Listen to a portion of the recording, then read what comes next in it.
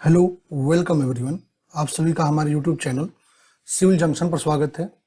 हम आप लोगों के लिए डीडीए जेईई में जितने भी पेपर हुए हैं उन सभी का डिटेल सॉल्यूशन प्रोवाइड कर रहे हैं, चाहे वो 2018 में जो पेपर हुए हैं या जो 2023 में हुए हैं, सभी का डिटेल में सॉल्यूशन प्रोवाइड कर रहे हैं। टोटल आपके 12 पेपर थे, जिनमें से हमने 10 सॉल्व कर दिया है आपके लिए। आज 11वां पेपर हम सॉल्व कर रहे हैं, ठीक है। इसके बाद एक और पेपर बचता है लास्ट, वो भी सॉल्व होकर जल्द आ जाएगा। हम पेपर को फुल्ली डिटेल में देखेंगे, एक एक चीज़ों को सॉल्यूशन में डिटेल में देखेंगे।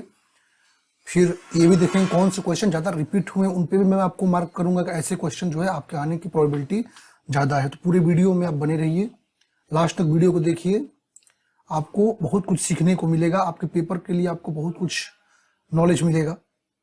तो आज हम जो अपना पेपर सॉल्व कर रहे हैं, ठीक है, वो आपका 1 अप्रैल को जो पेपर हुआ था इवनिंग शिफ्ट में, उसका डिटेल सॉल्यूशन प्रोवाइड कर रहे हैं, ठीक है। चलते हैं अपने क्वेश्चंस पे। और बाकी यदि पीडीएफ की बात है तो इसकी पीडीएफ जो है उसका लिंक मैं डिस्क्रिप्शन बॉक्स में दे दूंगा, तो वहां से जाकर आप डाउनलोड कर सकते हैं। बहुत से बच्चों का कमेंट था कि सर जो है की लिंक नहीं मिल रहा है, तो इसमें की भी आपको आंसर की भी मिल जाएगा इस पीडीएफ में, तो आप चेक कर सकते हैं। बाकी चलते हैं अपने क्वेश्चन पे।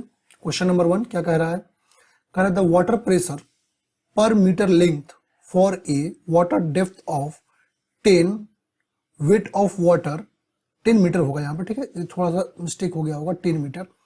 Wait of water 10 kilonewton per metre cube. अब अच्छा, इस क्वेश्चन के लिए हम बात करते हैं, 1 सेकेंड। यदि हम इस क्वेश्चन की बात करते हैं तो अच्छा, पहली बात वाटर प्रेशर क्या होता है, यहाँ पे ये समझिए वाटर प्रेशर क्या होता है। यदि आपका डैम है, ठीक है, डैम का अपस्ट्रीम साइड में वाटर आपका अवेलेबल है, स्टोर्ड है।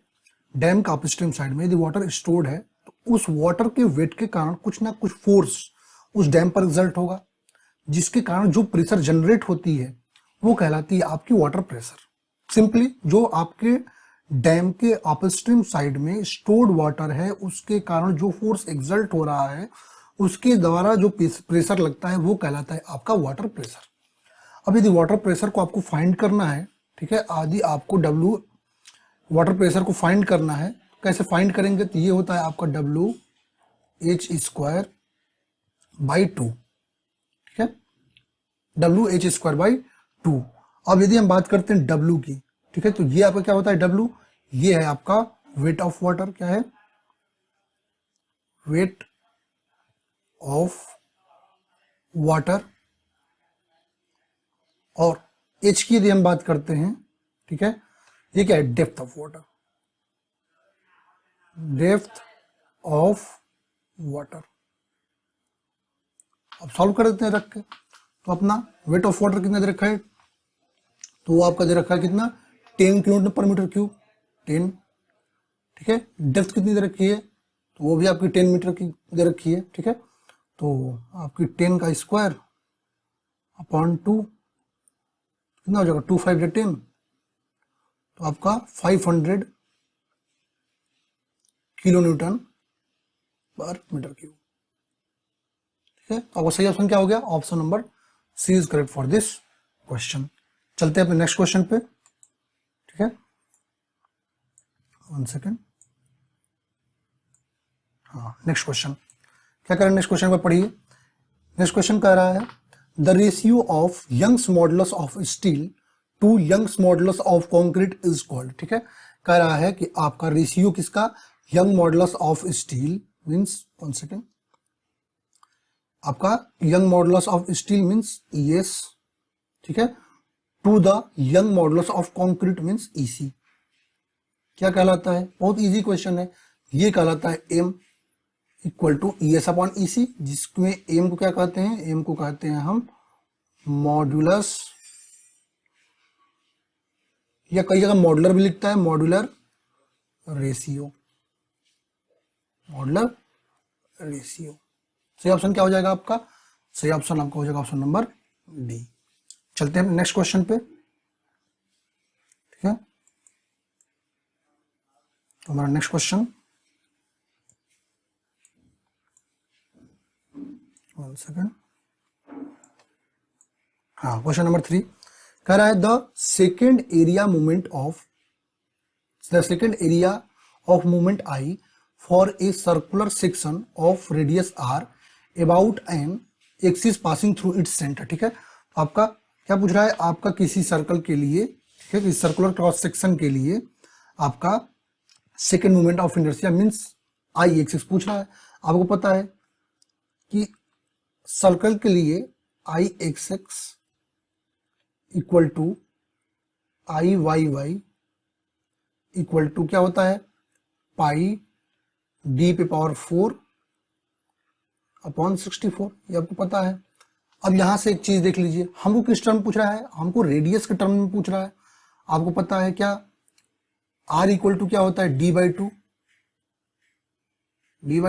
तो डी इक्वल टू क्या हो जाएगा, 2r, पुटअप कर दीजिए, पाई इंटू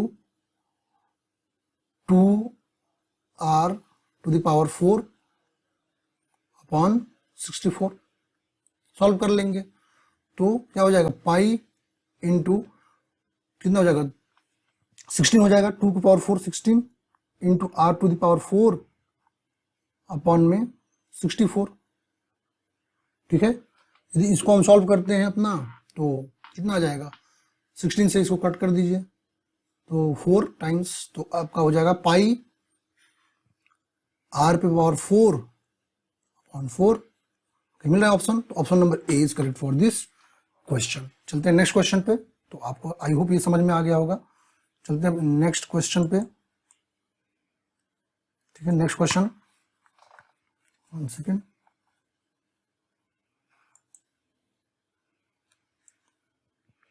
चलिए नेक्स्ट क्वेश्चन क्या कह रहा है, एक बार देखिए नेक्स्ट क्वेश्चन को। कह रहा है match the workability test with their measurement of fresh concrete. ठीक है, यहां पर वर्केबिलिटी टेस्ट दे रखा है और यहां पर उसका मेजरमेंट पूछ रखा है क्वेश्चन में। ठीक है, तो यदि हम बात करते हैं अपने मेजरमेंट की, यहां पर एक बार देख लेते हैं इसको, आपको क्लियर हो जाएगा। यदि हम बात करते हैं स्लम्प टेस्ट की, अच्छा यहां पर कुछ मिसिंग कर रखा है।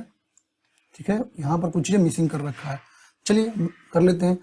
यदि स्लम्प टेस्ट की बात करते हैं, ठीक है, स्लम्प टेस्ट के लिए वैल्यू क्या आती है, ये 2.75, 1 सेकेंड, 2.75 mm टू 125 mm। यदि कॉम्पैक्टिंग फैक्टर के लिए बात करते हैं तो कॉम्पैक्टिंग फैक्टर आपका कितना हो जाता है, ठीक है, कॉम्पैक्टिंग फैक्टर की यदि बात करते हैं तो 1 सेकेंड, यही गलत हो गया, 3.80 से लेकर के 0.98 तक होता है। ठीक है, वीवी टेस्ट के लिए 0 to 10 आपको पता ही है। और यदि हम बात करते हैं फ्लो टेस्ट के लिए तो आपका 300 mm to 500 mm flow test के लिए वैल्यू होती है। ठीक है, तो यदि हम बात करते हैं अपने वैल्यूज की, यहाँ पर आप देख सकते हैं कि एक वैल्यू को, ठीक है, 0.75 है, ये आपका 0.752 नहीं है, 1 सेकेंड, टाइपिंग में सब मिस्टेक हुआ है,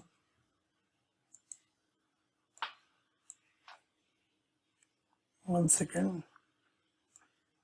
ठीक है, सही मैच आपको पूछ रहा है, स्लम्प का सही मैच क्या होगा, स्लम्प की बात करते हैं, स्लम्प का ये मिल गया 0.75 टू 125 mm।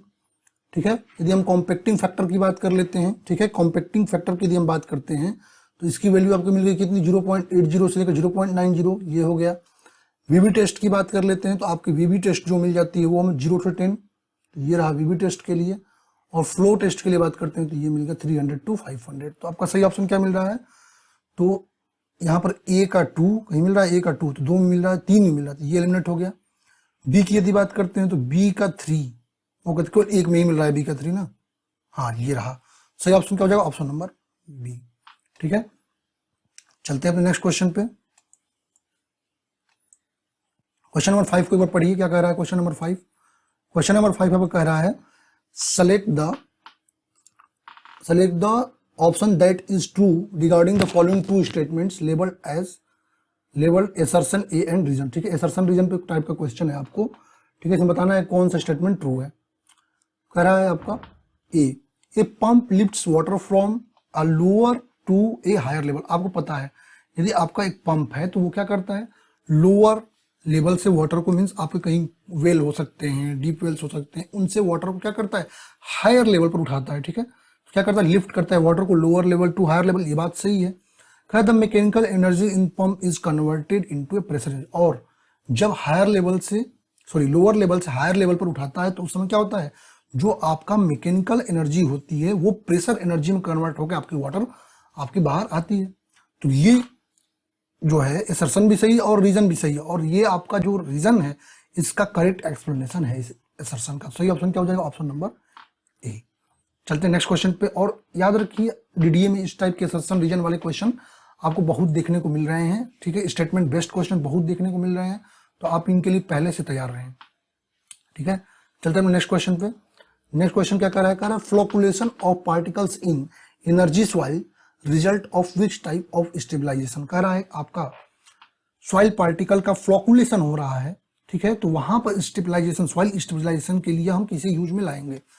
कह रहा है cement stabilisation, lime stabilisation, polymer stabilisation और बिटुमिनस स्टेबलाइजेशन, ठीक है। अब यदि हम बात कर रहे हैं आपका सॉइल में, ठीक है, आपका फ्लोकुलेशन होने का मतलब क्या है?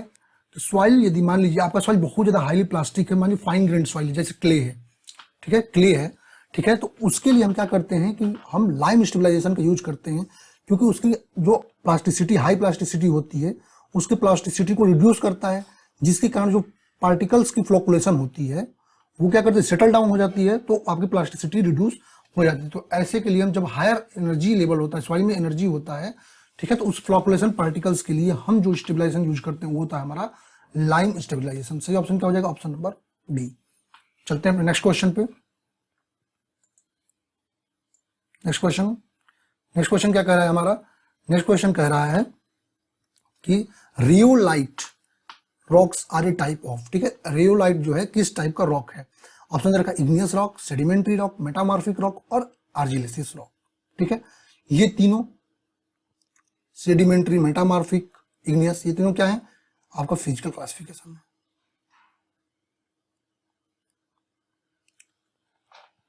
Sorry geological, one second, physical नहीं है ये, जियोलॉजिकल क्लासिफिकेशन है इसके। फिजिकल तो स्ट्रेटिफाइड अनस्ट्रेटिफाइड होता है, ठीक है, ये जियोलॉजिकल क्लासिफिकेशन है।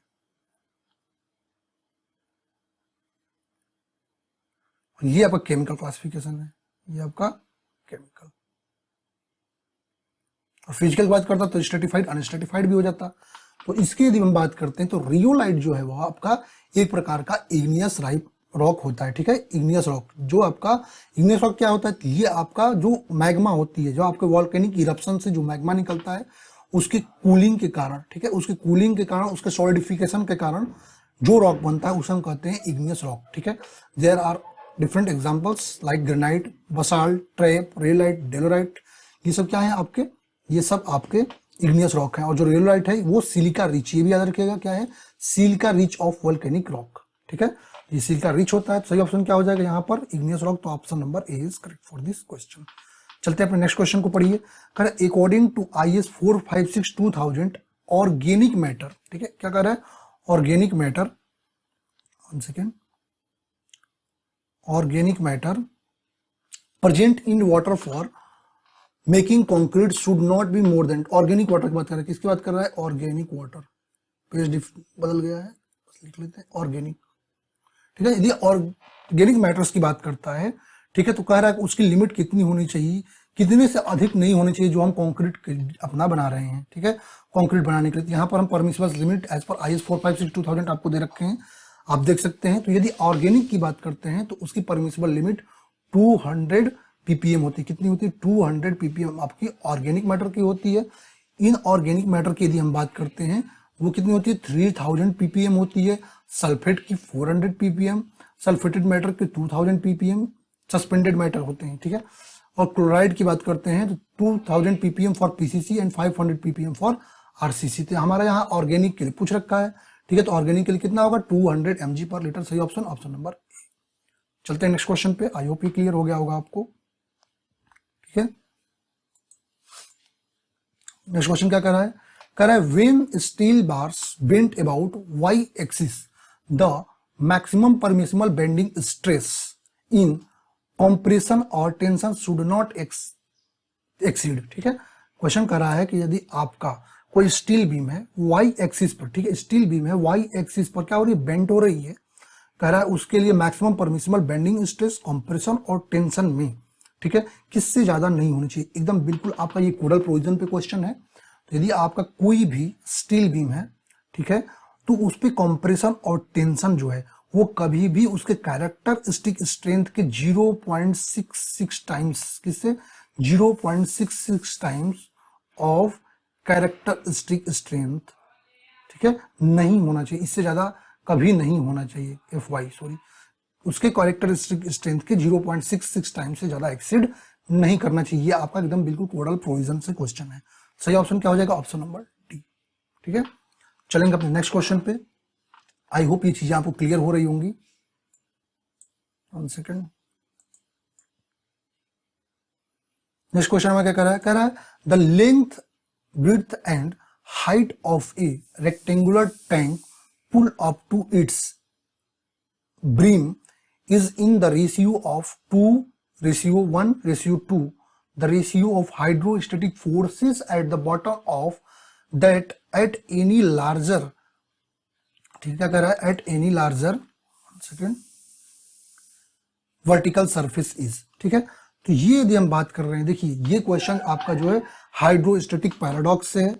हाइड्रोस्टेटिक पैराडॉक्स क्या करता है? हाइट यदि आपकी डिफरेंट डिफरेंट भले आए, ठीक है, यदि समान आपका फ्लूइड है, शेप भले अलग अलग, ठीक है, शेप भले ही आपके डिफरेंट हों, ये आपके शेप भले ही डिफरेंट हों, शेप भले ही डिफरेंट हों आपके, ठीक है, शेप आपके डिफरेंट हो सकते हैं, बट सेम हाइट पे फ्लूइड है तो उसके लिए आपकी हाइड्रोस्टेटिक फोर्सेस जो हैं वो इक्वल आते हैं। ये आपका हाइड्रोस्टेटिक पैराडॉक्स कहता है। कौन कहता है?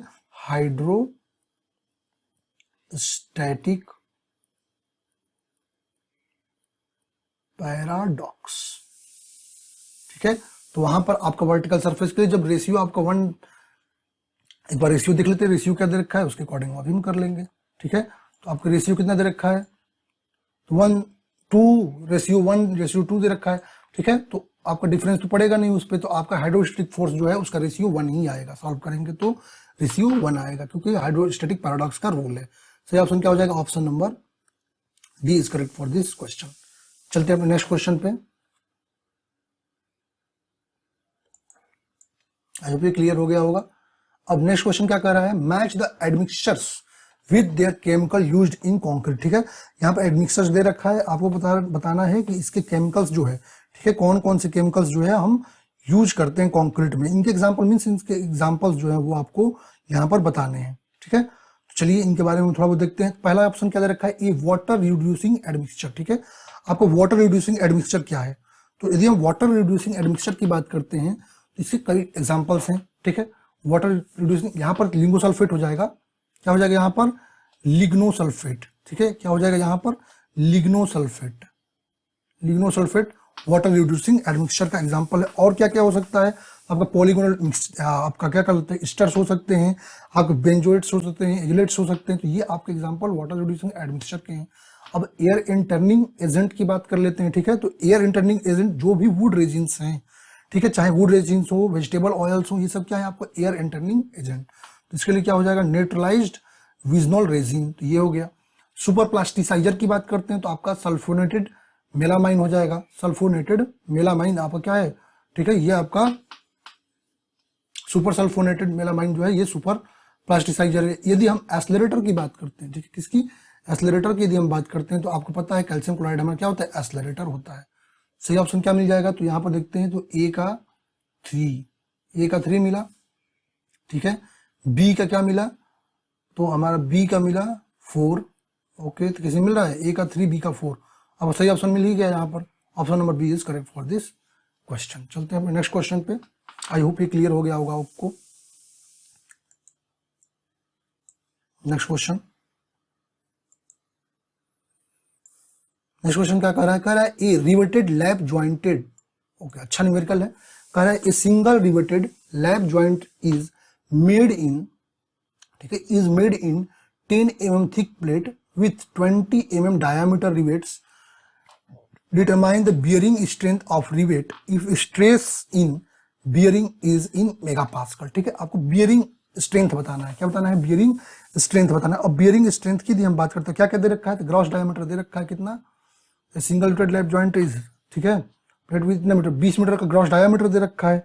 क्या दे रखा है आपको? 20 मीटर का ग्रॉस डायमीटर मीन्स डी दे रखा है आपको 20 mm का, 20 mm का डी दे रखा है।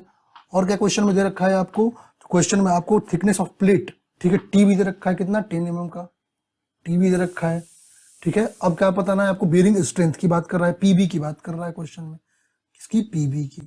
पीबी की यदि हम बात करते हैं, पीबी इक्वल टू क्या होता है, डी इंटू टी इंटू आपका क्या होता है, सिग्मा बी। ठीक है, और सिग्मा बी की वैल्यू कितनी होती है, 150 mega pascal. Sigma B equal to कितना होता है, 150 मेगा पास्कल सिंगल रिवेट के लिए। तो आपका ले लेंगे यहां से, तो रख दीजिए वैल्यू को। तो आपकी डी कितनी रखी है, 20। ठीक है, कितनी, 20 इंटू 10 इंटू सिग्मा बी 150। ठीक है, सॉल्व करेंगे तो कितना आ जाएगा, 3000 न्यूटन, न्यूटन में आएगा वैल्यू। और उसको किलो न्यूटन बताना है तो आपको क्या हो जाएगा, 30 किलो न्यूटन। कितना हो जाएगा, 30 किलो न्यूटन। 1 सेकेंड, 3000 नहीं, 1 2 3 और 5 2 30, एक और जीरो कर लीजिए। 30,000 न्यूटन मीन्स 30 किलो न्यूटन। सही ऑप्शन क्या हो जाएगा, ऑप्शन नंबर बी। चलते हैं नेक्स्ट क्वेश्चन पे।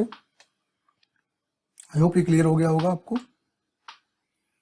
नेक्स्ट क्वेश्चन क्या कर रहा है, Clapeyron's theorem is use to solve. ठीक है, क्लेप्लॉन्स थ्योरम जो है, क्लेप्लॉन्स थ्योरम किसके लिए यूज करते हैं, यदि हम क्लेप्लॉन्स थ्योरम की बात करते हैं, ठीक है, तो क्लेप्लॉन्स थ्योरम का यूज हम जो भी, यदि आपका जो है मूवमेंट जो है, क्लेप्लॉन्स थ्योरम की यदि हम बात करते हैं, ठीक है, क्लेप्लॉन्स थ्योरम की यदि बात करते हैं, तो जहां पर इक्वेशन 2 से अधिक मिले, ठीक है, या 2 से अधिक कॉन्जिक्यूटिव स्पैन्स मिले, जहां पर 2 से अधिक कॉन्जिक्यूटिव स्पैन्स मिले, या आपका 3 अननोन्स, ठीक है, 3 अननोन्स मिले, 2 से अधिक कॉन्जिक्यूटिव स्पैन्स और 3 अननोन्स तो कहां मिलते हैं, तो वो आपका होता है कॉन्टिन्यूअस बीम। कॉन्टिन्यूअस बीम में 2 से अधिक स्पैन होते हैं, 3 से अधिक अननोन होते हैं, तो वहां पर हम जो थ्योरम यूज करते हैं उसे कहते हैं क्लैप्रॉन्स थ्योरम। किसके लिए यूज करते हैं, तो ये आपके फिक्सिंग, जो सपोर्ट पे जो फिक्सिंग मूवमेंट है उसे कैलकुलेट करने के लिए यूज करते हैं क्लैप्रॉन्स थ्योरम।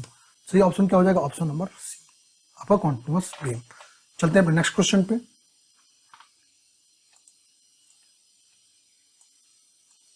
नेक्स्ट क्वेश्चन क्या कर रहा है, the Indian standard method of concrete mix design uses the value dot based on the degree equality control. Quality है, इक्वालिटी नहीं है, ये क्वालिटी है, इक्वालिटी कंट्रोल है। ठीक है, तो यदि हम इंडियन स्टैंडर्ड की बात करते हैं एज पर IS 456, ठीक है, तो हम जो डिजाइन मिक्स के लिए यूज करते हैं, हम क्या करते हैं, स्टैंडर्ड डेविएशन का यूज करते हैं। किसको यूज करते हैं, स्टैंडर्ड डेविएशन को। ठीक है, हम अपने क्वालिटी कंट्रोल के लिए किसको यूज करते हैं, स्टैंडर्ड डेविएशन को यूज में करते हैं। अब इसकी कुछ वैल्यूज आपको बता दें, सही ऑप्शन तो आपको मिल ही गया है, ऑप्शन नंबर डी। यदि हम बात करते हैं स्टैंडर्ड डेविएशन की, तो ये भी आप देख सकते हैं, तो यदि M10 से M15 तक का ग्रेड है तो उसके लिए स्टैंडर्ड डेविएशन 3.5 का, M20 टू M25 का ग्रेड है तो स्टैंडर्ड डेविएशन 4.0 का, और यदि M30 से M50 का ग्रेड है तो स्टैंडर्ड डेविएशन 5 का आपको न्यूटन पर mm स्क्वायर में आता है। तो ये आपके लिए इंपॉर्टेंट था, वो भी चीजें आपको मैंने यहाँ पर बता दी हैं। ठीक है, चलते हैं नेक्स्ट क्वेश्चन पे। आई होप ये क्लियर हो गया होगा आपको। क्वेश्चन क्या कह रहा है आपका, कह रहा है the water pressure of 2 kg पर centimetre square is maintained in water supply distribution means for. ठीक है, आपका कह रहा है वाटर डिस्ट्रीब्यूशन मीन्स में आपका वाटर प्रेशर 2 kg पर सेंटीमीटर स्क्वायर, इसमें से किस स्टोरी के लिए हम यूज में लाते हैं। चलिए इसके बारे में थोड़ा सा आपको दिखा देते हैं, ठीक है, जिससे आपको क्लियर हो जाए। तो ये आप देख सकते हैं यहाँ पर, यदि हमारा अप टू 3 स्टोरी है तो हम वहां पर 2 kg पर सेंटीमीटर स्क्वायर अपना प्रेशर रखते हैं, तो यहाँ पर आपको मिल गया। ठीक है, यदि 3 to 6 स्टोरी है 2 to 4 kg पर सेंटीमीटर स्क्वायर, 6 to 10 स्टोरी है तो आपका 4 to 5.5 kg पर सेंटीमीटर स्क्वायर, और यदि आप ग्रेटर देन 10 स्टोरी है तो 5.5 to 7 kg पर सेंटीमीटर स्क्वायर। किसके लिए, रेसिडुअल डिस्ट्रिक्ट के लिए। और यदि कॉमर्शियल के लिए बात करते हैं तो 5 kg पर सेंटीमीटर स्क्वायर रखते हैं। हमारा सही ऑप्शन क्या मिल जाएगा, तो हमारा सही ऑप्शन जिसमें आपका 2 kg पर सेंटीमीटर स्क्वायर 3 स्टोरी के लिए, 3 स्टोरी के लिए सही ऑप्शन ऑप्शन नंबर सी। चलते हैं नेक्स्ट क्वेश्चन पे।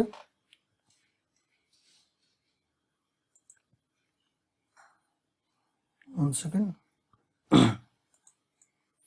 हाँ क्या कर रहा है क्वेश्चन, कह रहा है what is the seepage velocity. अच्छा क्वेश्चन है, कह रहा है what is the seepage velocity of water in a soil if its discharge velocity is 4 × 10⁻⁻⁷ metre second and void ratio is 1.0, ठीक है, वाइड रेशियो दे रखा है। अब यदि हम इसकी बात करते हैं इस क्वेश्चन की, तो ये भी क्वेश्चन आपको बहुत अच्छा क्वेश्चन दे रखा है, ठीक है, इसको सॉल्व कर लेते हैं।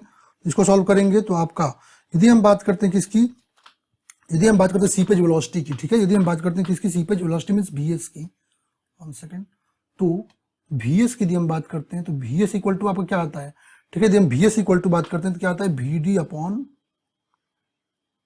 पोरोसिटी n, ठीक है, ये आपका वेलोसिटी, ठीक है, सीपेज वेलोसिटी निकल कर आते हैं। अब यहां पर आपका क्या दे रखा है, what is seepage velocity of water discharge velocity, अच्छा VD दे रखा है आपका, ठीक है, ये आपका VD दे रखा है, ठीक है, यहाँ पर E दे रखा है, मीन्स वाइड रेशियो दे रखा है। आपको क्या पता करना है, आपको पहले तो n पता करना पड़ेगा, क्योंकि n आपको पता नहीं है, तो n पता करेंगे कैसे, तो आपको पता है n इक्वल टू क्या होता है, porosity equal to E upon 1 plus E, क्या आपको रिलेशन पता होगा, तो यहाँ पर E रख देते हैं, तो E की वैल्यू 0.50 अपॉन 1 प्लस 0.50, इसको सॉल्व कर लेंगे, तो इसको सॉल्व करेंगे तो आपकी वैल्यू आएगी 0.33, इसमें पुट अप कर देते हैं, कितना आ जाएगा, 4 into 10 to the power -7 upon, ठीक है, 0.33, ठीक है, इसको सॉल्व करेंगे तो आएगा वैल्यू आपका 1.2, ठीक है, 1.2 नहीं, 1.2 से हटा देते हैं, चलो इसको हटा देते हैं, आपको 12 पे ले लेते हैं, क्योंकि पॉइंट में वैल्यू नहीं दे रखा है, तो हम इसको वैल्यू को कैलकुलेट करके 12 इंटू, ठीक है, 10 टू द पावर -5, आपका किसमें वैल्यू आपका मीटर पर सेकंड में, मीटर पर सेकंड, सही ऑप्शन क्या हो जाएगा, ऑप्शन नंबर सी, कैलकुलेट करेंगे तो यही आएगा, ठीक है। चलते हैं नेक्स्ट क्वेश्चन पे अपने, आई होप ये क्लियर हो गया होगा आपको। नेक्स्ट क्वेश्चन कह रहा है high powder content in a characteristic of concrete, which type of concrete, ठीक है, यदि हम हाई कंटेंट, ठीक है, यदि हाई पाउडर कंटेंट की बात करते हैं तो इसकी जो है, ठीक है, जो इसके पास क्या होती है, सेल्फ कॉम्पैक्टिंग वैल्यू होती है, क्या होती है, ये सेल्फ कॉम्पैक्टेड होता है, ये आपका सेल्फ कॉम्पैक्टेड, इसका मतलब क्या होगा, सेल्फ कॉम्पैक्टेड होने का मतलब क्या होगा, ये इजिली एप्लीकेबल होगा। इजिली एप्लीकेबल का मतलब इसके लिए हमें वाइब्रेशन की नीड नहीं पड़ेगी, किसकी, वाइब्रेशन की नीड नहीं पड़ेगी, ठीक है, वाइब्रेशन की नीड इसके लिए हमें नहीं पड़ेगी, तो आपका सही ऑप्शन क्या हो जाएगा, self concreting concrete, option number B is correct. चलते हैं नेक्स्ट क्वेश्चन पे,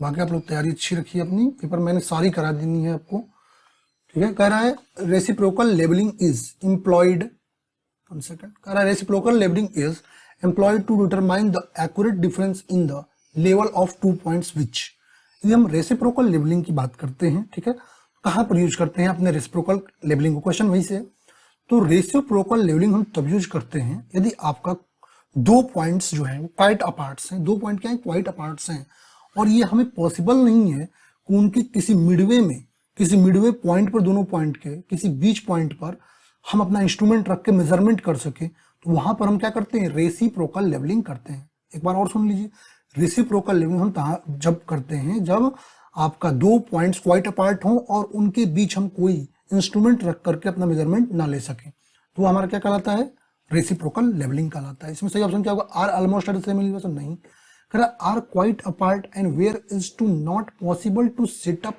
the instrument midway between 2 points, ये बात बिल्कुल सही है, ठीक है, क्वाइट अपार्ट होगा और उनके बीच हम अपना इंस्ट्रूमेंट को सेटअप नहीं कर पाएंगे।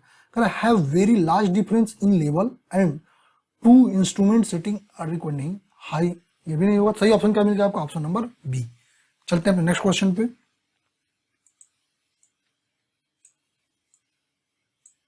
हाँ, नेक्स्ट क्वेश्चन क्या कर रहा है, अब ये क्वेश्चन आया है कई बार, ये भी देखिएगा क्वेश्चन, कह रहा है what is the name of thinner use in plastic paint, ठीक है, आपके प्लास्टिक पेंट में जो थिनर यूज करते हैं उसका क्या नाम है। अच्छा, यदि हम प्लास्टिक की बात करते हैं, ये टॉपिक बहुत इंपॉर्टेंट है, आप लोग बीएम में प्लास्टिक को जरूर पढ़ के जाइएगा, हर पेपर में क्वेश्चन पूछा है तो इसको अच्छे से पढ़ कर जाइए, प्लास्टिक को खासकर इसको जो प्लास्टिक के कंपोनेंट्स हैं उन्हें जरूर इंग्रेडिएंट्स जो हैं, जैसे आपका थिनर हो गया, व्हीकल हो गया, सॉल्वेंट हो गया, ठीक है, बेस हो गया, इन सबको पढ़कर जाइए कि इनसे क्वेश्चन पूछा है, ठीक है। तो यदि हम थिनर की बात करें, थिनर क्या होता है, ठीक है, थिनर क्या होता है, थिनर एक्चुअली गवर्न करता है जो प्लास्टिक प्रॉपर्टी होती है, जो विस्कोसिटी को, ठीक है, ये गवर्न किसको करता है, पेंट में विस्कोसिटी को, ठीक है, विस्कोसिटी जो होती है पेंट में उसको गवर्न करता है थिनर। और इसके कारण क्या होता है, इजिली हम क्या करते हैं, इजिली एप्लीकेबल होता है, इजिली एप्लीकेबल बनाता है आपके पेंट को किसी सरफेस पर, ठीक है। तो यदि हम बात करते हैं प्लास्टिक पेंट के लिए, अब यहाँ पर क्वेश्चन रिवर्स भी एक पेपर में पूछा था पिछले वाले में, ठीक है, तो वहां पूछा था वाटर को किस में यूज करते हैं, तो प्लास्टिक पेंट में। तो यदि यहाँ पूछ रहा है थिनर के रूप में हम प्लास्टिक पेंट में किसे यूज करते हैं, तो वाटर को यूज करते हैं। Option number C is correct for this question. चलते हैं नेक्स्ट क्वेश्चन पे अपने।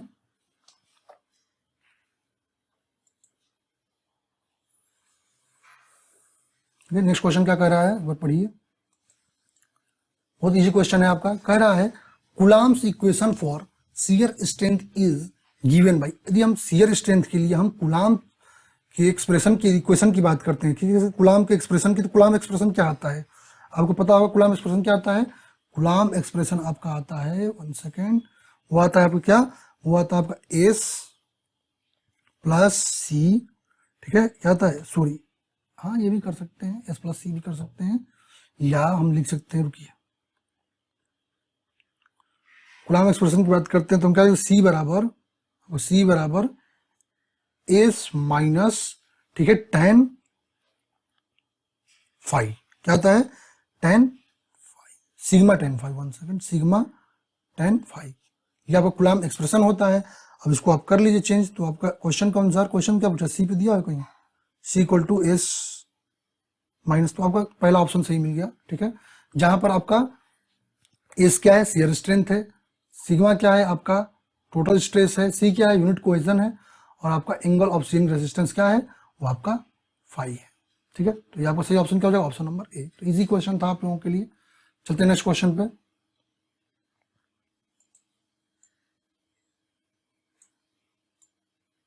क्या कर रहा है आपका determine the limiting moment of resistance of A singly reinforced beam section of size 100 into 200 mm effective to carry a factored moment of 2000 kilonewton. The concrete mix and steel used is M20 Fe415. The concrete mixed and steel used is M20 M, अच्छा दो बार हो गया, okay, respectively. क्या बताना है आपको, limiting movement बताना है आपको। क्या बताना है इस क्वेश्चन में, लिमिटिंग मूवमेंट बताना है। ये क्वेश्चन बहुत अच्छा क्वेश्चन आपको पूछ रखा है, ठीक है, ये थोड़ा सा आपको टाइम टेकन क्वेश्चन है। यदि एमयू लिमिट की बात करते हैं, limiting movement means MU limit, ठीक है, यदि हम बात करते हैं एमयू लिमिट की, 1 सेकंड, इसकी एमयू लिमिट की बात करते हैं हम, एमयू लिमिट, ठीक है, एमयू लिमिट की यदि हम बात करते हैं तो ठीक है, आपका एमयू लिमिट क्या आता है, तो एमयू लिमिट जो आपका निकल के आता है वो आता है 0.36, ठीक है। एक्सयू लिमिट अपॉन D1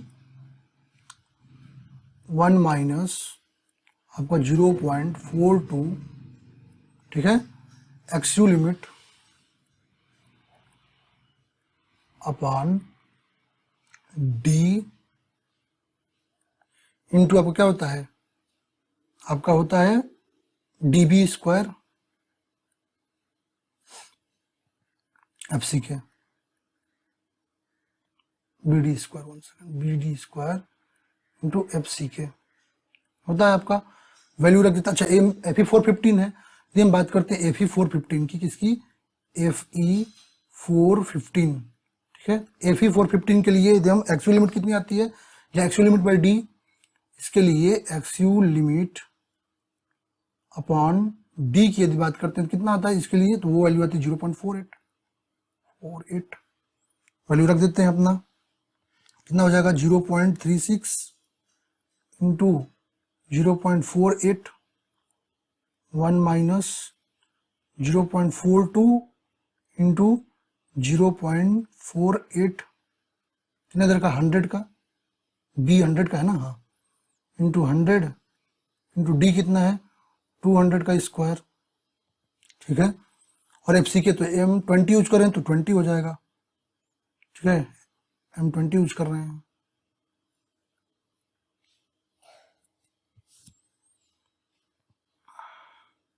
सॉल्व करेंगे इसको तो कितना आएगा, लगभग 11.10 आपका किलो न्यूटन मीटर आएगा। सही ऑप्शन क्या हो जाएगा, ऑप्शन नंबर ए। चलते हैं अपने नेक्स्ट क्वेश्चन पे। 1 सेकेंड।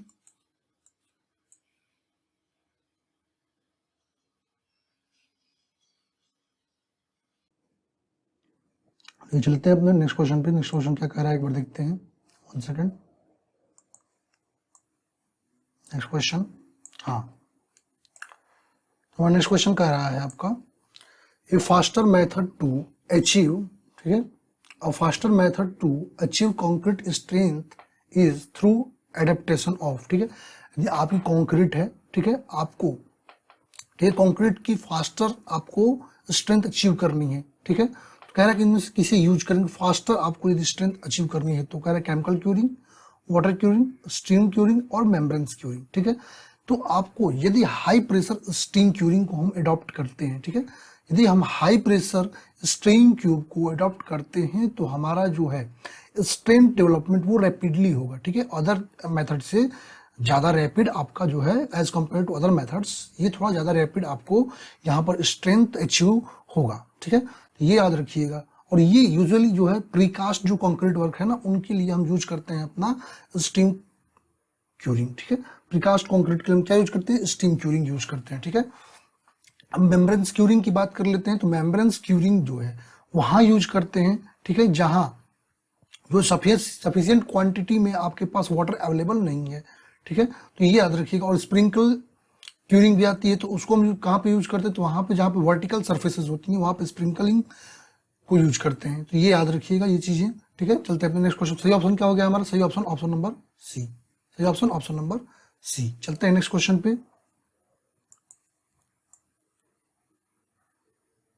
नेक्स्ट क्वेश्चन हमारा, हाँ, नेक्स्ट क्वेश्चन कह रहा है अ नेचुरल, सेकंड, हाँ, a natural soil sample has a specific gravity 2.5, okay, G दे रखा है आपकी, dry density 1.5 gram per centimetre cube and wet density 1 gram per centimetre cube. कह रहा है find the void ratio of soil. अच्छा, सारे ग्राम सेंटीमीटर क्यूब में तो कोई दिक्कत हमें नहीं है, हमें चेंज करने की जरूरत तो है नहीं। तो यदि हम बात करते हैं तो आपको फॉर्मूला पता है क्या, gamma D equal to G gamma W upon 1 plus E, ये आपको फॉर्मूला पहले से पता है, ठीक है। अब यहां से हम रखते हैं गामा डी की वैल्यू दे रखा है ड्राई का 1.5, ठीक है, क्या दे रखा है 1.5 इक्वल टू जी की यदि बात करते हैं तो जी की वैल्यू जो है वो क्या दे रखा है, ठीक है, तो जी की वैल्यू अभी आपको दे रखा है कितना 2.1 second, natural soil sample is given gravity इतना एंड वेट डेंसिटी इतना, ठीक है, तो 2.5 का दे रखा है, 2.5 का दे रखा है यहाँ पर। और गामा डब्ल्यू आप कितना लेते हैं 1, ठीक है, 1 ग्राम पर सेंटीमीटर क्यूब, और 1 प्लस ई, आपको ई एक्चुअल में फाइंड करना है। इस क्वेश्चन में आपको क्या फाइंड करना है, ई को फाइंड करना है, ठीक है, इस क्वेश्चन में आपको ई को फाइंड करना है। चलिए ई को फाइंड करते हैं अपने क्वेश्चन में, ठीक है, तो ई को फाइंड करेंगे तो यहाँ से सॉल्व करने पर ये इधर आ जाएगा, सॉल्व करेंगे तो ये ई की वैल्यू जो सॉल्व करने पर हमारी आएगी वो आएगी 0.67, ई की वैल्यू फाइंड करने पर आएगी 0.67। सही ऑप्शन क्या हो जाएगा, ऑप्शन नंबर बी। चलते हैं नेक्स्ट क्वेश्चन पे।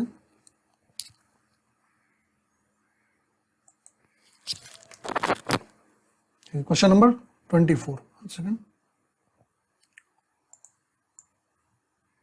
नेक्स्ट क्वेश्चन क्या कह रहा है, कह रहा है in plate girder diagonal buckling, कह रहा है in plate girder diagonal buckling of web occurs when, ठीक है, तो यहां बात कर रहा है, ऑप्शन दे रखा था ratio of thickness of flange to clear depth TD exceeds 65, the ratio of clear depth to the thickness of flange DT exceeds 65, okay, the ratio of clear depth to thickness of wave DTW exceed 85, or the ratio of thickness of wave to clear depth exceeds 85, अच्छा, यदि हम बात कर रहे हैं अपने plate girder में diagonal buckling कब अकर करता है, क्वेश्चन यही कह रहा है कि डायगोनल बकलिंग कब अकर करता है। तो यदि हम डायगोनल बकलिंग की बात करते हैं अकर करने की, ठीक है, प्लेट गर्डर में, तो वो आपका डायगोनल बकलिंग कब अकर करता है, तो जब आपका ठीक है ratio of clear depth to thickness of web means D upon T W वो एक्सीड करता है कितना 85, ठीक है, और वहां पर स्टिफनर की रिक्वायरमेंट होती है तो, और यदि लेस देन 85 है तो वहां पर स्टिफनर की, ग्रेटर देन 85 है तो वहां पर आपको स्टिफनर की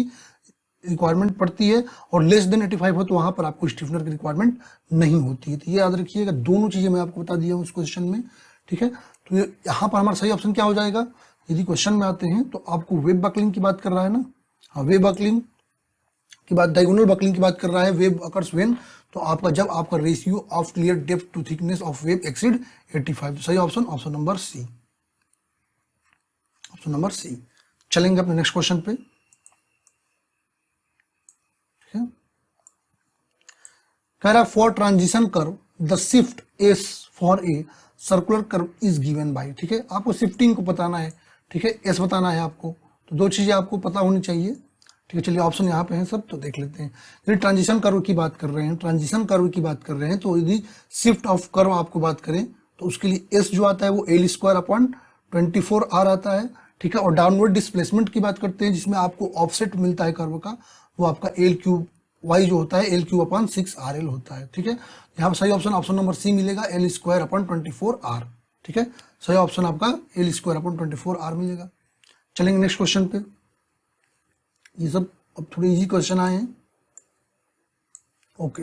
नेक्स्ट क्वेश्चन, नेक्स्ट क्वेश्चन को ध्यान से देखिए, 1 सेकंड थोड़ा छोटा कर लेते हैं, हाँ, नेक्स्ट क्वेश्चन को थोड़ा ध्यान से देखिएगा। क्या कह रहा है, match the following defects in timber with their description, ठीक है, यहाँ पर टिम्बर के डिस्क्रिप्शन दे रखे हैं, ठीक है, और आपको डिफेक्ट बताना है कौन सा डिफेक्ट किसके कारण आ रहा है, ठीक है,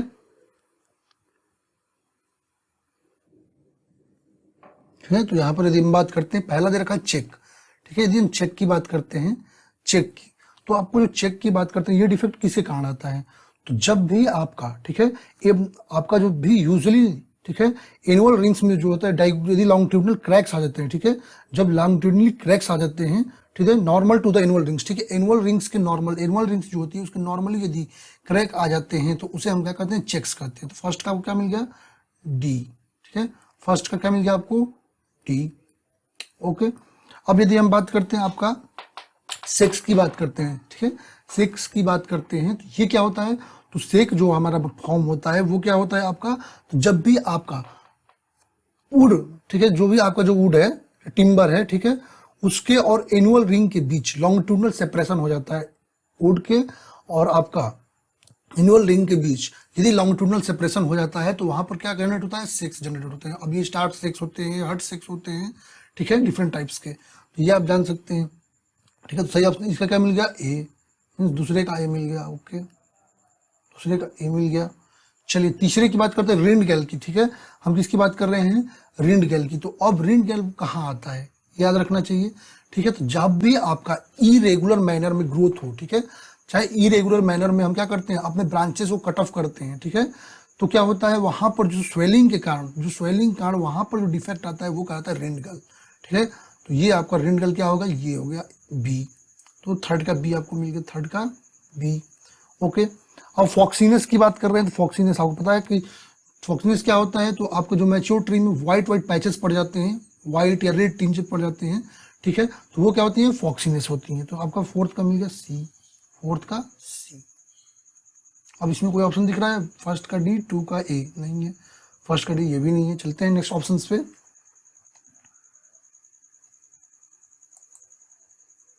फर्स्ट का डी, सेकंड ए, थर्ड का बी। तो सही ऑप्शन क्या होगा, ऑप्शन नंबर सी, सही ऑप्शन आपको मिल गया ऑप्शन नंबर सी। चलेंगे नेक्स्ट क्वेश्चन पे,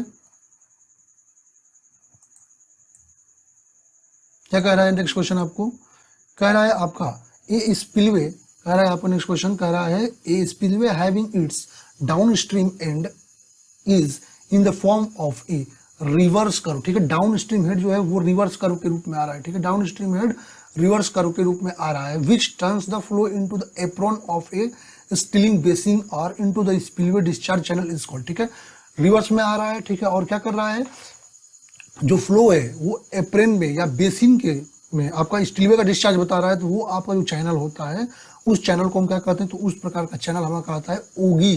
ठीक है, ओगी स्पिलवे कहलाता है। क्या कहलाता है? ओगी स्पिलवे, याद रखिएगा। ठीक है, जब भी आपका डाउन स्ट्रीम एंड में रिवर्स कर्व फॉर्म होता है तो वहां पर जो आपका चैनल बनता है वो आपका ओगी स्पिलवे होता है। ठीक है, तो डायरेक्ट क्वेश्चन है ये, ओगी स्पिलवे होता है। चलते हैं नेक्स्ट क्वेश्चन पे। क्वेश्चन क्या कर रहा है आपका? क्वेश्चन कर अकॉर्डिंग टू IS 456, ठीक है, according to IS 456 2000 in T beams and L beams, transverse reinforcement are shear and torsional cell post longitudinal bar located close to। ठीक है, यदि हम बात करते हैं अपने एज पर IS 456 2000, यदि हम T बीम की बात कर लें या L बीम की बात कर लें, ठीक है, तो यदि आपका ट्रांसवर्स रेनफोर्समेंट या शियर या टॉर्जन की बात करते हैं तो वो आपका आउटर फेस, जो फ्लेंज का आउटर फेस होता है उससे आपका क्लोज होना चाहिए। किससे? आपका जो है वो जो लॉन्गिट्यूडनल बार है वो आपके आउटर फेस ऑफ फ्लेंज के क्लोज होना चाहिए। सही ऑप्शन क्या मिल जाएगा यहाँ पर? क्या देखा था? Centroid of TRL beam, the middle of wave, the inner face of the flange, the outer face of the flange. सही ऑप्शन ऑप्शन नंबर डी। चलेंगे अपने नेक्स्ट क्वेश्चन पे। ठीक है, नेक्स्ट क्वेश्चन क्या कह रहा है? का the movement produced at far end of a beam due to application of a movement at near end. ठीक है, कह रहा है कि यदि आपका नियर एंड पर, यदि नियर एंड पर, ये आपका नियर एंड हो गया, ये फार एंड हो गया, कह रहा है कि यदि नियर एंड पर हम क्या कर रहे हैं, ठीक है, एप्लीकेशन ऑफ मूवमेंट है, नियर एंड पर यदि एप्लीकेशन ऑफ मूवमेंट है और उसके कारण यदि फार एंड पर, ठीक है, उसके कारण यदि फार एंड पर मूवमेंट जो है वो क्या कर रहा है, प्रोड्यूस हो रहा है, तो इसे हम क्या कहते हैं, तो इसे हम क्या कहते हैं, इसे हम कहते हैं कैरी ओवर फैक्टर। यदि आपका, ठीक है, नियर एंड पर कोई मूवमेंट अप्लाइड है तो उसके कारण जो फार एंड पर मूवमेंट प्रोड्यूस हो रहा है इसे हम कहते हैं कैरी ओवर फैक्टर। ठीक है, carry over factor CF equal to ये m डैश अपॉन m। ठीक है, तो सही ऑप्शन क्या होगा? Option number C. चलेंगे नेक्स्ट क्वेश्चन पे। सेकंड क्या हो रहा है? क्वेश्चन नंबर 30 करें, according to IS 456 2000 the minimum striking period of a removal of formwork for props to slabs spanning up to 4.5 metre. ठीक है, 4.5 मीटर की आपकी बात कर रहा है। चलिए ऑप्शन क्या है? 3 डेज, 14 डेज और 21 डेज और 7 डेज। चलिए हम form of as per IS 456 थोड़ी बात कर लेते हैं। 1 सेकेंड। ठीक है, यहाँ पर टाइप ऑफ फॉर्मवर्क दे रखे हैं। यहाँ पे यदि वर्टिकल फॉर्मवर्क की बात करते हैं टू कॉलम बीम वॉल्स तो वो 16 to 24 आवर्स। यदि सॉफिट फॉर्मवर्क की बात करते हैं स्लैब के लिए, प्रॉप के लिए, तो वो आपका 3 डेज होता है। ठीक है, सॉफिट फॉर्मवर्क यदि बात करते हैं, ठीक है, बीम के लिए बात करते हैं तो वो आपका 7 डेज होता है। यदि प्रॉप टू स्लैब की बात करते हैं तो स्पैन यदि 4.5 मीटर तक है तो 7 डेज। ठीक है, यदि 4.5 मीटर से अधिक है तो 14 डेज। ठीक है, उस तरह प्रॉप आपका टू बीम एंड आर्चेस की बात कर लें तो आपका यदि स्पैन 6 मीटर तक है तो आपको 14 डेज होता है उसका रिमूविंग पीरियड। और यदि आपका स्पैन जो 6 मीटर से एबव हो गया तो वहां पर 21 डेज। ठीक है, तो हमारा क्वेश्चन जो है वो कितने के लिए था? 4.5 मीटर। ठीक है, प्रॉप आपका 4.5 मीटर तो कितना होगा? 14 डेज के लिए, सॉरी 7 डेज के लिए। 4.5 है तो स्पैन अप टू 4.5 7 डेज। तो सही ऑप्शन क्या मिल गया? Option number D. सही ऑप्शन क्या हो गया? Option number D. चलेंगे अपने नेक्स्ट क्वेश्चन पे। ठीक है, 1 सेकेंड। हाँ, नेक्स्ट क्वेश्चन बहुत अच्छा क्वेश्चन है। क्या कर रहा है? A simply supported reinforced concrete beam size 30 into 500 mm effective reinforced with 4 bars of, ठीक है, with 4 bars of 16 mm diameter HYSD steel of grade Fe 415। Determine the development length of the bars. Take design anchorage bond stress for M20 concrete and Fe 415 steel is 2 megapascal. Okay. Determine the development length. Take design anchored bond stress. यहाँ पर ध्यान देना, design anchored bond stress देगा 60%। आप नहीं लेंगे, वो direct दे रखा है कि आपको 2 मेगा पास्कल है, तो आपको यहाँ पर 60% कट ऑफ करके लेने की जरूरत नहीं होगी। तो इस क्वेश्चन में ये सबसे इंपॉर्टेंट चीज़ है जिसे आपको ध्यान देनी है, वरना ये क्वेश्चन आपको गलत हो जाएगा 60% ले लेंगे तो। ठीक है, तो डेवलपमेंट लेंथ की बात करते हैं। ठीक है, किसकी डेवलपमेंट लेंथ? LD। ठीक है, यदि हम बात करते हैं डेवलपमेंट लेंथ LD की। ठीक है, LD 1 सेकेंड, हाँ, LD आपको क्या निकल के आता है? डेवलपमेंट लेंथ की बात करते हैं तो 0.87 FY, ठीक है, इंटू आपका 5 अपॉन 4 टाउ BD। अब यहाँ पर 60% लेकर गलत ना करें, क्योंकि ऑलरेडी 2 आपका जो है वो डिजाइन दे रखा है इंकरेज बॉन्ड स्ट्रेस, ये गलती नहीं करेंगे यहाँ पर तो क्वेश्चन सही हो जाएगा। ठीक है, चलिए वैल्यू पुटअप करते हैं तो 0.87 FY, फिर 415 है, 415 हो गया। ठीक है, डायमीटर कितना दे रखा है? तो 16 mm का डायमीटर दे रखा है, 16 अपॉन 4 इंटू आपका टाउ BD दे रखा है कितना? 2। सॉल्व कर लेंगे। ठीक है, तो इसको सॉल्व करेंगे तो आपकी वैल्यू जो आएगी वो आएगी 722.1 mm। सही ऑप्शन क्या मिल गया आपको? Option number C। चलेंगे अपने नेक्स्ट क्वेश्चन पे। आई होप ये क्लियर हो गया होगा।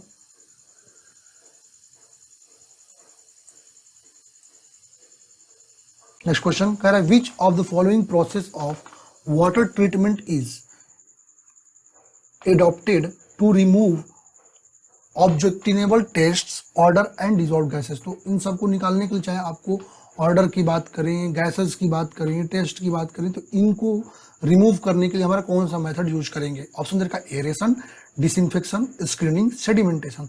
इसके लिए जो मेथड हम यूज करते हैं वो हम यूज करते हैं कौन सा? एरेशन मेथड यूज करते हैं। ठीक है, एरेशन मेथड क्या होता है? तो एरेशन मेथड आपका वह प्रोसेस होता है, ठीक है, जो आपका order, dissolve gases, phenols, humic acid, इन सबको रिमूव करने के लिए यूज में लाया जाता है। और ये आपका जो है क्या करता है? वाटर की एसिडिटी को भी रिड्यूस करता है।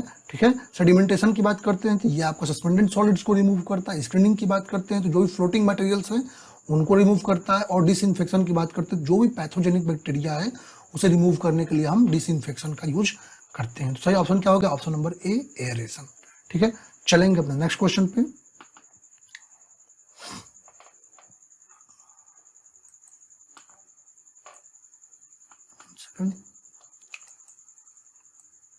हाँ, नेक्स्ट क्वेश्चन क्या कर रहा है? The horizontal distance between 2 consecutive contour line is called. अच्छा क्वेश्चन है। तो आपको 2 कॉन्जिक्यूटिव कंटूर लाइंस के बीच जो हॉरिजॉन्टल डिस्टेंस होता है उसको क्या कहते हैं? तो उसको कहते हैं हम हॉरिजॉन्टल इक्विवेलेंट। ठीक है, 2 कॉन्जिक्यूटिव कंटूर्स के बीच की जो हॉरिजॉन्टल डिस्टेंस है उसे हम क्या कहते हैं? उसे हम कहते हैं हॉरिजॉन्टल इक्विवेलेंट। और यदि वर्टिकल डिस्टेंस आपको 2 कॉन्जिक्यूटिव कंटूर की बात करते हैं उसे कहते हैं कंटूर इंटरवल। ठीक है, सही ऑप्शन क्या हो जाएगा यहाँ पर? यहाँ सही option horizontal equivalent, option number C. चलेंगे अपने नेक्स्ट क्वेश्चन पे। अच्छे क्वेश्चन है ये जो डायरेक्ट पूछे गए हैं।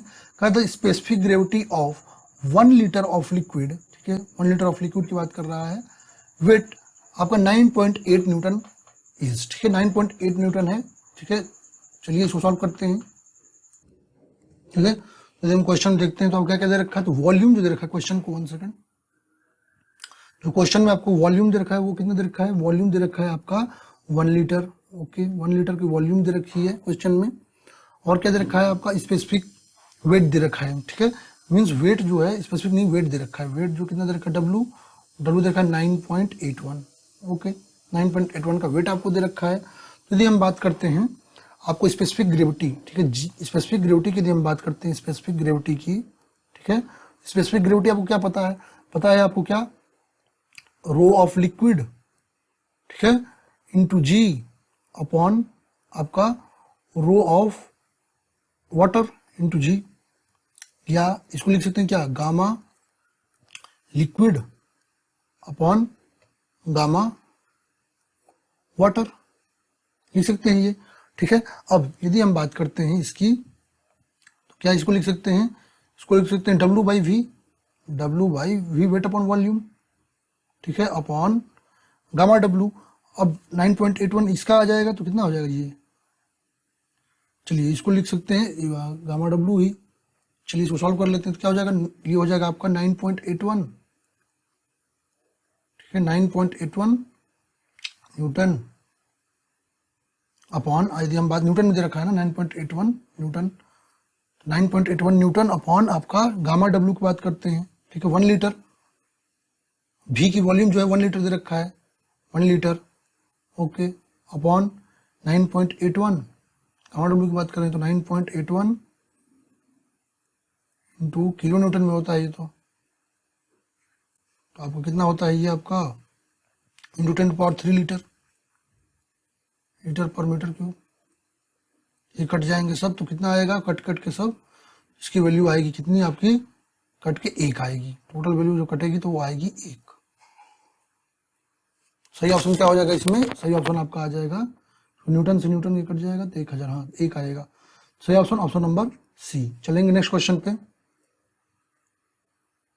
छोटा क्वेश्चन था लेकिन अच्छा इसमें घुमाया था क्वेश्चन को।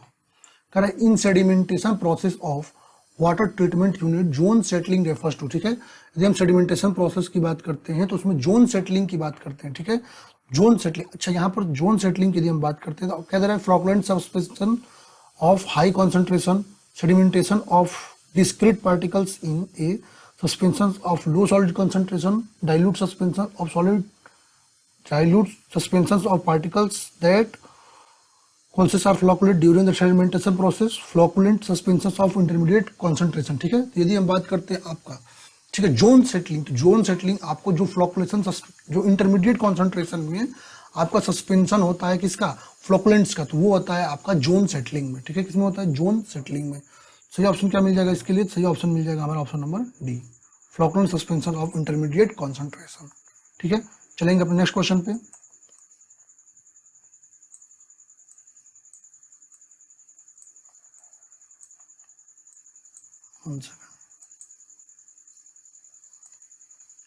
नेक्स्ट क्वेश्चन क्या कह रहा है, कह रहा है shrinkage limit of soil is defined as, आपको पता है श्रिंकेज लिमिट क्या होता है सॉइल का, तो shrinkage limit is of the soil is defined as the maximum water content at which reduction of water content will not cause a decrease in the volume of soil mass, ठीक है। तो आपका यदि हम shrinkage limit की बात करते हैं तो वह मैक्सिमम वाटर कंटेंट होता है जिस पर आपका क्या होता है, ठीक है, आपका यदि वाटर में रिडक्शन हो, ठीक है, ठीक है, जिसमें यदि वाटर कंटेंट जो है वो आपका वॉल्यूम ऑफ सॉइल में कोई डिक्रीज नहीं क्रिएट कर पाए, तो वो आपका क्या होता है, वो आपका होता है श्रिंकेज लिमिट, ठीक है। यदि हम बात करते हैं श्रिंकेज लिमिट की तो यहाँ से आपको मिल गया, तो क्या कह रहा है, the water content at which the soil changes from plastic, नहीं ये नहीं होता है, the minimum water content below which soil stops behaving as plastic, नहीं, the maximum water content at which a reduction of water content will not cause, water content में कोई भी reduction करेंगे तो वो आपका सॉइल मास के वॉल्यूम में कोई डिक्रीज कॉज नहीं करेगा। सही ऑप्शन क्या मिल गया, ऑप्शन नंबर सी। चलेंगे अपने नेक्स्ट क्वेश्चन पे, आई होप क्लियर हो गया होगा। क्या कह रहा है, study the propped cantilever beam in the given figure, okay, यहाँ पे प्रॉप्ड कैंटिलीवर बीम दे रखा है, कह रहा है what is the maximum shear force at fixed and, ठीक है, यहाँ फिक्स्ड एंड पर आपको मैक्सिमम शियर फोर्स पूछ रखा है क्वेश्चन में। चलिए अब इस क्वेश्चन की बात करते हैं, तो यहाँ पर हम डायरेक्ट अपना जो है दोनों का जो है डेल्टा बी रख के निकाल सकते हैं, ठीक है, डेल्टा बी इक्वल टू 0 रख के निकाल सकते हैं अपना क्वेश्चन में आसानी से, ठीक है। तो यहाँ पर क्या हो जाएगा, यदि हम इसके लिए बात करते हैं जो हमारा यूडीएल लगा हुआ है तो इसके कारण यदि बात करते हैं क्या हो जाएगा, WL power 4 upon 8EI equal to, यदि अब हम प्रॉप्ट की बात करते हैं तो क्या हो जाएगा, RB, ठीक है, RB into L cube, RB into L cube upon आपका 3EI, चले EI से EI गया, ठीक है, यहाँ से कितना आ गया, WL पावर 3, तो यहाँ से ये गया कितना, WL by 8 equal to RB by 3, RB निकालना है, कितना हो गया, और W की जगह कितना दे रखा है, Q दे रखा है, ओके, कितना आ गया Q, तो ये इधर चला जाएगा तो 3QL upon 8 equal to RB, सही ऑप्शन क्या मिल जाएगा इसमें, 1 सेकेंड,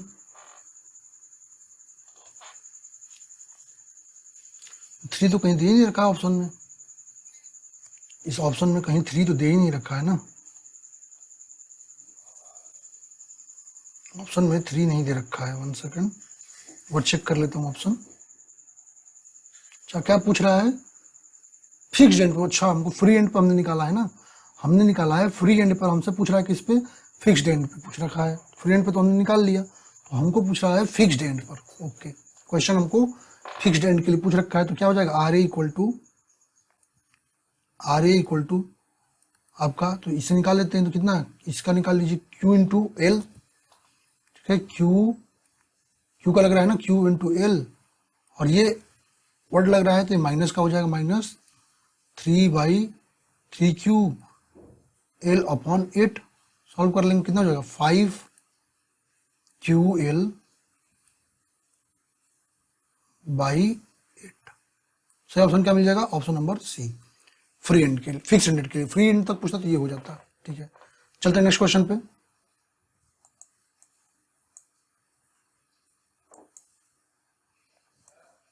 क्या कह रहा है आपको, नेक्स्ट क्वेश्चन कह रहा है, if n is the number of sides, okay, कह रहा है कि if n is the number of sides of traverse survey, the checks on closure of error based on included angle.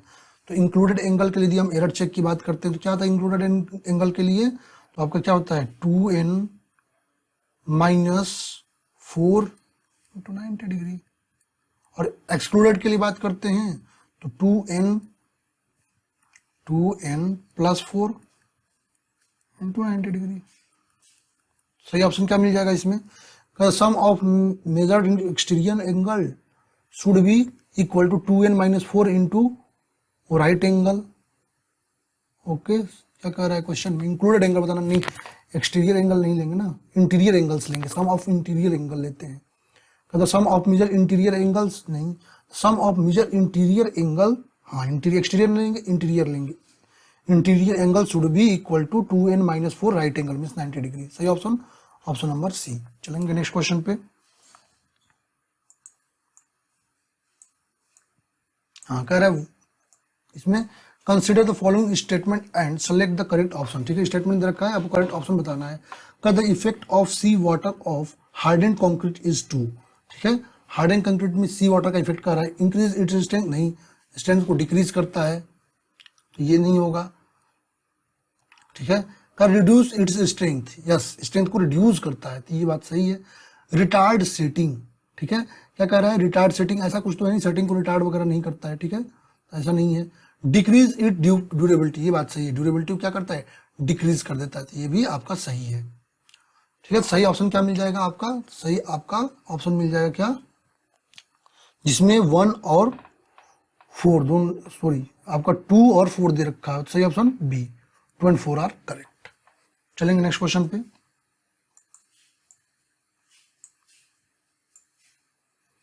कह रहे 1 सेकेंड, कह रहे what are the prop reactions at A and B for a propped cantilever beam shown in the figure। ठीक है, यहाँ पर एक propped cantilever beam दे रखा है, ठीक है, इसके लिए आपको propped reaction पूछ रखा है। ठीक है, तो ये आपको पता होता है, जब यदि हम propped cantilever की बात करते हैं, ये चीजें आपको याद रहनी चाहिए, क्योंकि वहां पर तो आप निकाल नहीं पाएंगे, इतना टाइम नहीं रहेगा, तो याद रखिएगा। ठीक है, यदि हम propped cantilever beam के लिए बात करते हैं, यहाँ पर propped reaction, अभी क्वेश्चन ऐसे सॉल्व करके आए ना, 5/8 निकाले थे, 3/8 निकाल कर आए हैं, तो वैसे ही कर लेंगे इसको भी सॉल्व। ठीक है, तो यहाँ पर यदि हम बात करते हैं फ्री एंड की बात करते हैं, यहाँ प्रॉप्ट रिएक्शन लगा हुआ है। ठीक है, तो वहां पर यदि हम बात करते हैं तो क्या आ जाएगा, आरबी की यदि हम बात करते हैं, ठीक है, आरबी की, तो अभी आपको सॉल्व करके आए थे क्या, 3/8 इंटू WL, वहां QL रखा हुआ था, तो कितना आ जाएगा 3/8 इंटू 16 इंटू 4, इसको सॉल्व कर लेते हैं। इसको सॉल्व करेंगे तो हमारा कितना आ जाएगा आंसर, 24 किलो न्यूटन आ जाएगा, 24 किलो न्यूटन। आरए की बात करते हैं, 5/8 इंटू WL, चलिए तो 5/8 इंटू 16 इंटू 4 सॉल्व कर लेते हैं, तो इसको आएगा 40 किलो न्यूटन। तो आरए आपका कितना RA40 RB आपका 24 कहीं मिल रहा है, RA40 RB 24, सही ऑप्शन ऑप्शन नंबर डी। चलेंगे नेक्स्ट क्वेश्चन पे अपने।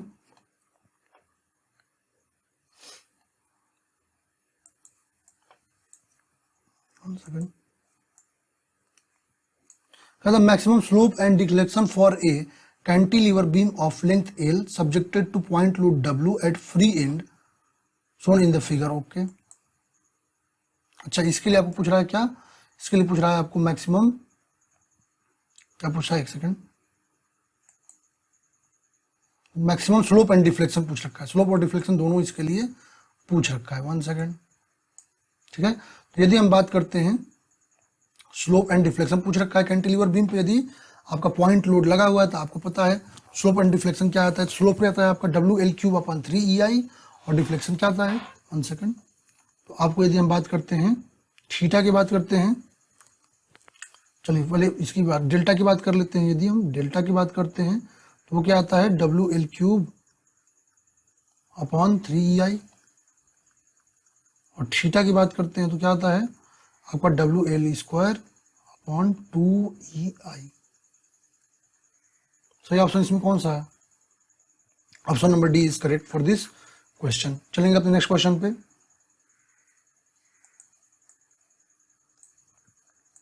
कह रहे ऑटोक्लेव, 1 सेकंड, कह रहे autoclave method of testing ordinary Portland cement is to determine. यदि आप ऑटोक्लेव मेथड की बात करते हैं तो ऑटोक्लेव मेथड आपको क्या बताता है, ऑटोक्लेव मेथड जो है हमें क्या बताता है, तो ऑटोक्लेव मेथड जो भी हमारा सेंसिटिव आपका लाइम हो गया या आपका मैग्नीशिया, लाइम और मैग्नीशिया के कारण जो साउंडनेस आता है सीमेंट में, उसको कौन मेजर करता है, ऑटोक्लेव टेस्ट। दोनों को, लाइम और आपका मैग्नीशिया दोनों कारण जो आपका साउंडनेस प्रोड्यूस होता है उसे कौन मेजर करता है, तो आपका ऑटोक्लेव टेस्ट। सही ऑप्शन क्या हो जाएगा इसमें, साउंडनेस ऑफ सीमेंट। चलेंगे नेक्स्ट क्वेश्चन पे।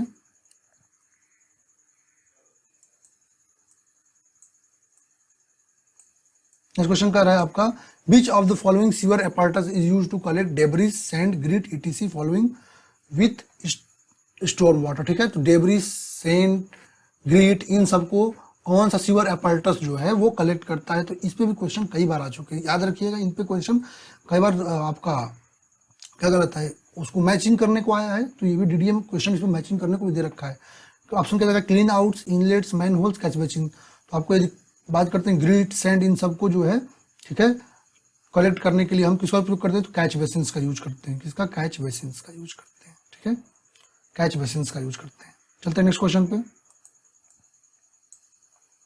कह रहा है the most common method used for determining bending movement in slab span, ठीक है, into 2 direction at right angle and carrying concentrated load.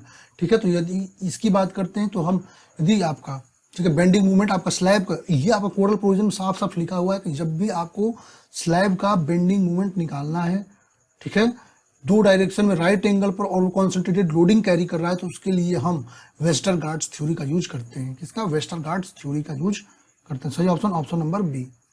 चलेंगे नेक्स्ट क्वेश्चन पे।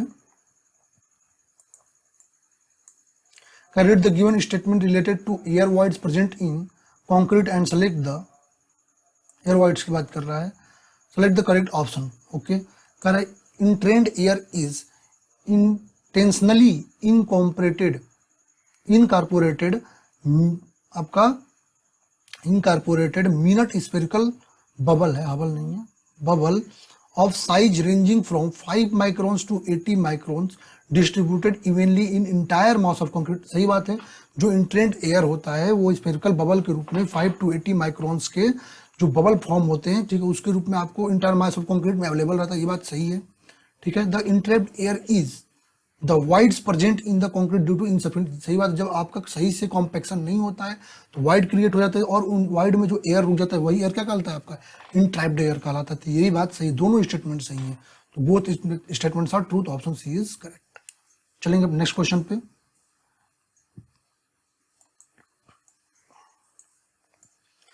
क्या कह रहा है, dash test is conducted for checking the adjustment of level. ठीक है, 4 पैक, 1 पैक, 3 पैक, 2 पैक। आपको पता है ऐसा कुछ नहीं है। तो यदि 4 पैक नहीं होता है तो आपको जो है जब भी आपको एडजस्टमेंट करनी है आपके लेवल्स की तो हम 2 पैक टेस्ट का यूज करते हैं। सही ऑप्शन ऑप्शन नंबर डी। चलेंगे अपने नेक्स्ट क्वेश्चन पे। ये थोड़े अच्छे क्वेश्चन, इजी क्वेश्चन आए हैं इसमें। Rubbish is solid waste consist of, rubbish की बात करते हैं तो वो दो चीजें होती है, एक तो रबिश होता है, एक गार्बेज होता है। तो रबिश की बात करते हैं तो उसमें नॉन प्यूट्रेसिबल वेस्टेज होते हैं, और गार्बेज की बात करते हैं तो उसमें सभी प्यूट्रेसिबल वेस्टेज होते हैं। ठीक है, तो रबिश की बात कर लेते हैं तो रबिश आपका ऑल नॉन प्यूट्रेसिबल वेस्टेज, सही ऑप्शन ए हो जाएगा। चलेंगे नेक्स्ट क्वेश्चन पे। The failure of riveted joint due to tearing of plate between the rivet hole and the edge of rivet at nearest edge of plate is equal to. ठीक है, ये हम बात कर रहे हैं रिवेटेड जॉइंट में टीयरिंग के लिए। ठीक है, तो वो कितना होता है आपका नियरेस्ट एज के, तो वो होता है आपका इक्वल होता है किसके 1.5 time of diameter of rivet, rivet के 1.5 टाइम्स के बराबर होता है। तो यहाँ पर सही ऑप्शन ऑप्शन नंबर ए। चलेंगे नेक्स्ट क्वेश्चन पे। ये ऑनलाइनर टाइप क्वेश्चन आ गए हैं। What is the mass free drop respectively, mass free drop पूछ रहा है। ओके, मास और फ्री ड्रॉप दोनों पूछ रहा है। Of rammer in the standard Proctor test as per IS 2720 part 7.1। अच्छा, मास पूछ रहा है और आपका ड्रॉप की हाइट पूछ रहा है। ये भी क्वेश्चन पिछले पेपर में आया था, मैंने बताया था इसको भी। ठीक है, तो ये हम बात करते हैं अपने स्टैंडर्ड प्रॉक्टर टेस्ट की। ठीक है, स्टैंडर्ड प्रॉक्टर टेस्ट की जो सिलिंड्रिकल मोल्ड की वॉल्यूम होती है 1000 cc होती है। ठीक है, डायमीटर कितना होता है 100 mm, हाइट 127.3 mm। याद रखिएगा, डाटा क्वेश्चन पूछता है। ठीक है, कॉलर, जो कॉलर का जो होता है हाइट होती है वो 50 mm डायमीटर होता है। रिमूवल बेस प्लेट होती है उसमें। ठीक है, और रैमर की वेट 2.6 kg और फॉलिंग हेड जो होता है वो 310 mm होता है। सही ऑप्शन क्या हो जाएगा, option number C, 2.6 kg and 310 mm। चलेंगे नेक्स्ट क्वेश्चन पे। A cantilever beam of span I carried a uniformly distributed load W unit length over the entire span, the deflection of, deflection पूछ रखा है आपको किसके लिए, कैंटिलीवर बीम के लिए आपको डिफ्लेक्शन पूछ रखा है। आपको पता है कैंटिलीवर के लिए डिफ्लेक्शन की बात करते हैं। ठीक है, इसके लिए कैंटिलीवर बीम के लिए हम बात करते हैं डिफ्लेक्शन की। ठीक है, तो कैंटिलीवर का डिफ्लेक्शन आपको क्या आता है, यदि आप उस पर UDL लगाए और पॉइंट, दो चीज हम देखते हैं। ठीक है, यहाँ पर तो क्या लगा है आपका UDL लगा हुआ है, तो यदि आप कैंटिलीवर बीम में UDL लगा हुआ है तो वो कितना होता है आपका, चलिए दोनों चीज की बात कर लेते हैं। तो उसके लिए यदि हम बात करते हैं, ठीक है, क्या पूछ रखा है क्वेश्चन, डिफ्लेक्शन पूछ रखा है। ठीक है, तो ये बात करते स्लोप क्या आता है, थीटा की बात करते तो क्या आता है WL³ अपॉन 6EI, और यदि हम बात करते हैं डेल्टा की कितना आता है WL⁴ अपॉन 8EI। सही ऑप्शन ऑप्शन नंबर डी। ठीक है, चलेंगे नेक्स्ट क्वेश्चन पे।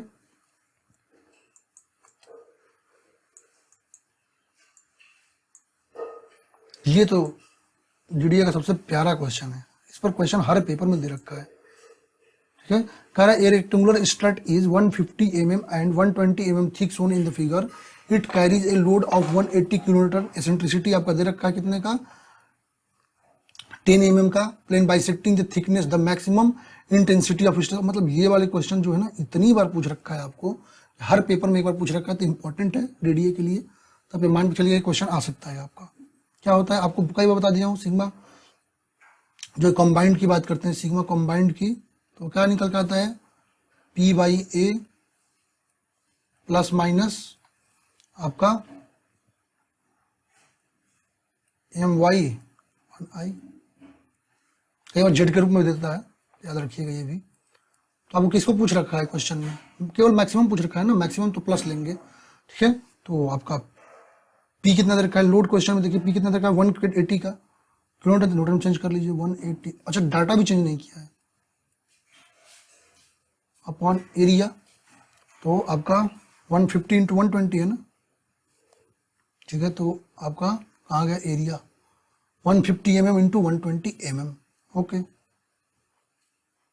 150 इंटू 120 प्लस, क्योंकि आपका मैक्सिमम पूछ रखा है ना, M का जगह P इंटू E हो जाता है, फिर वही 180 इंटू 10⁻³ इंटू एसेंट्रिसिटी 10 mm की दे रखी है 10, जिस पे कट कर रही है उसे लेते हैं y के रूप में। तो आपका कितने 150 पे कट कर रही है ना, 150 वाले पे कट कर रही है, तो आपका 75 हो जाएगा, आधा उसका।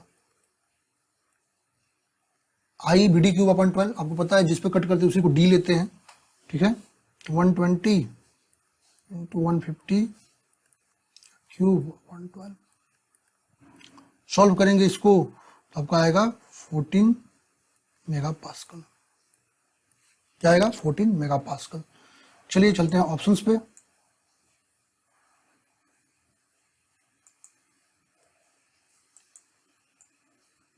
फोर्टीन मेगापास्कल, तो option number A is correct.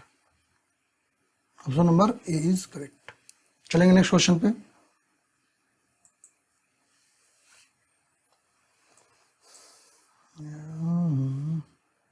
Second,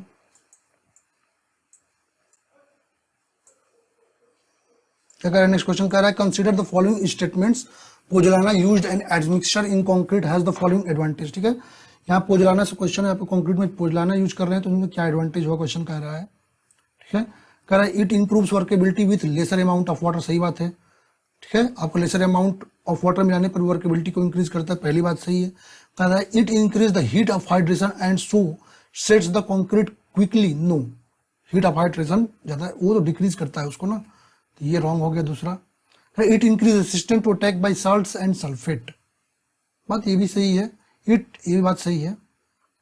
क्या कर रहा है? इट लीच कैल्शियम हाइड्रेट, ये भी बात सही है। इसमें तीनों सही है। तो 1 2 3 किसी में दिया है ऑप्शन में? 1 सेकंड, 1 2 3 कहीं ऑप्शन में दे रखा है? 1 2 4 दे रखा है। तो इसमें जो है ना डाउट है इस क्वेश्चन में, क्योंकि 1 2 3 दोनों सही होगा, तीनों सही होगा।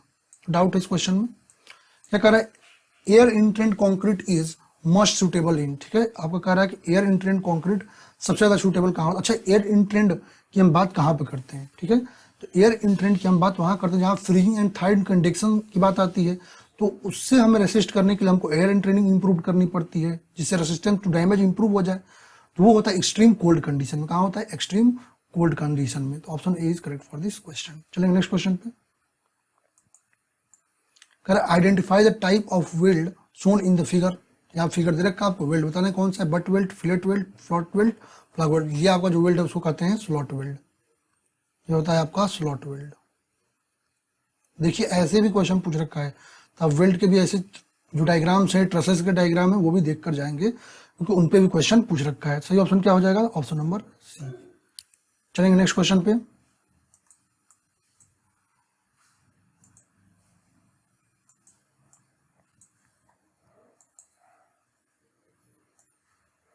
कह रहा है a composite section of different materials the stresses in all direction materials will be. ठीक है, कह रहा है यदि आपके पास एक कॉम्पोजिट सेक्शन 4 डिफरेंट मटेरियल्स का है तो स्ट्रेसेस पे क्या इफेक्ट होगा डिफरेंट मटेरियल के। कह रहा है in the ratio of their areas 0 different equal. यदि आपके डिफरेंट डिफरेंट मटेरियल्स का कॉम्पोजिट सेक्शन है, मतलब जो जो थर्मल एक्सपांसन होगा, अल्फा होगा, वो डिफरेंट डिफरेंट होगा मटेरियल्स का। जो मटेरियल का थर्मल एक्सपांसन डिफरेंट डिफरेंट होगा, मीन स्ट्रेसेस भी आपके डिफरेंट निकल कर आएंगी। सही ऑप्शन क्या होगा? Option number C, different. चलेंगे नेक्स्ट क्वेश्चन पे।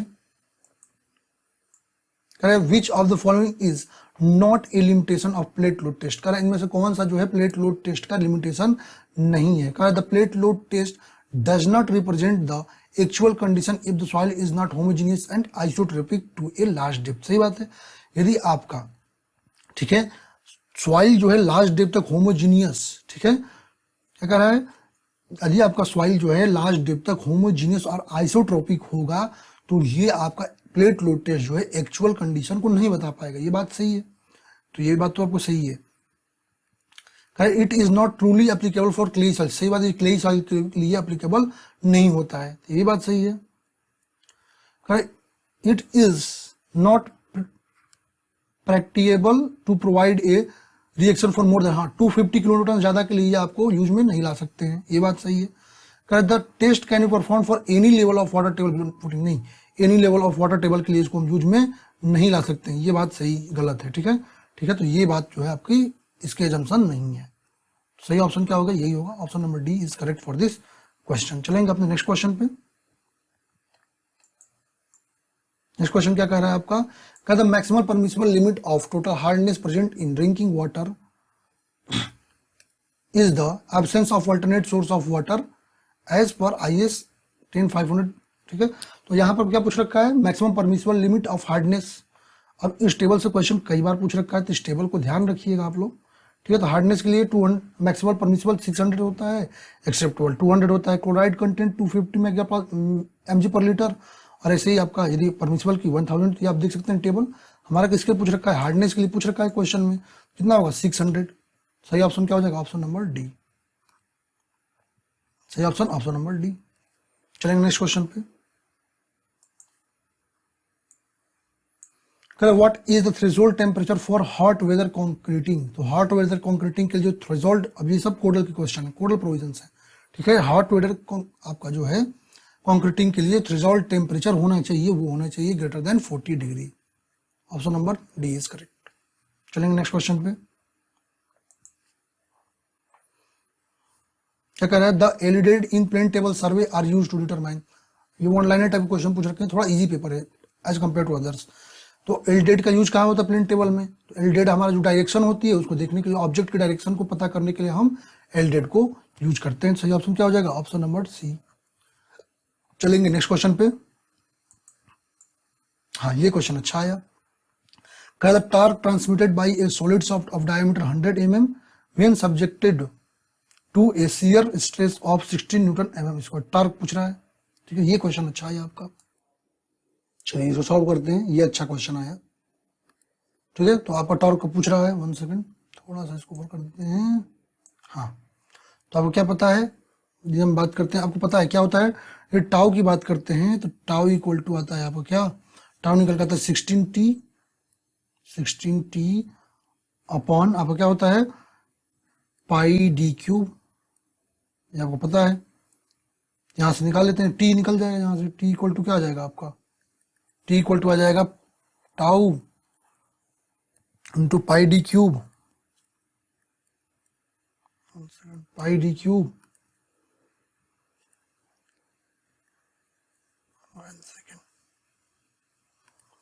क्या हो जाएगा आपका tau into pi D cube upon में 16। चलिए वैल्यू रख देते हैं, टाउ की वैल्यू कितनी दे रखी है 16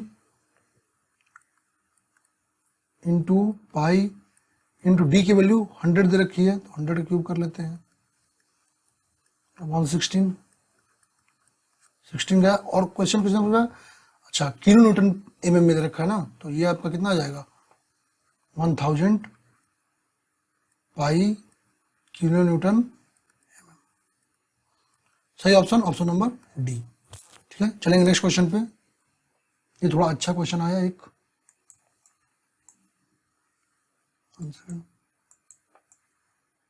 the degree of static indeterminacy of fixed beam subjected two point load at, ठीक है, जहां पर स्टैटिक इंडिटर्मिनेसी आपको बताना है, ठीक है, सेंटर पॉइंट लोड लग रहा है, तो डीएसआई आपको बताना है, क्या बताना है डीएसआई। क्या होता है डीएसआई की बात करते हैं तो आपका number of unknown minus number of आपका equilibrium equation, number of unknowns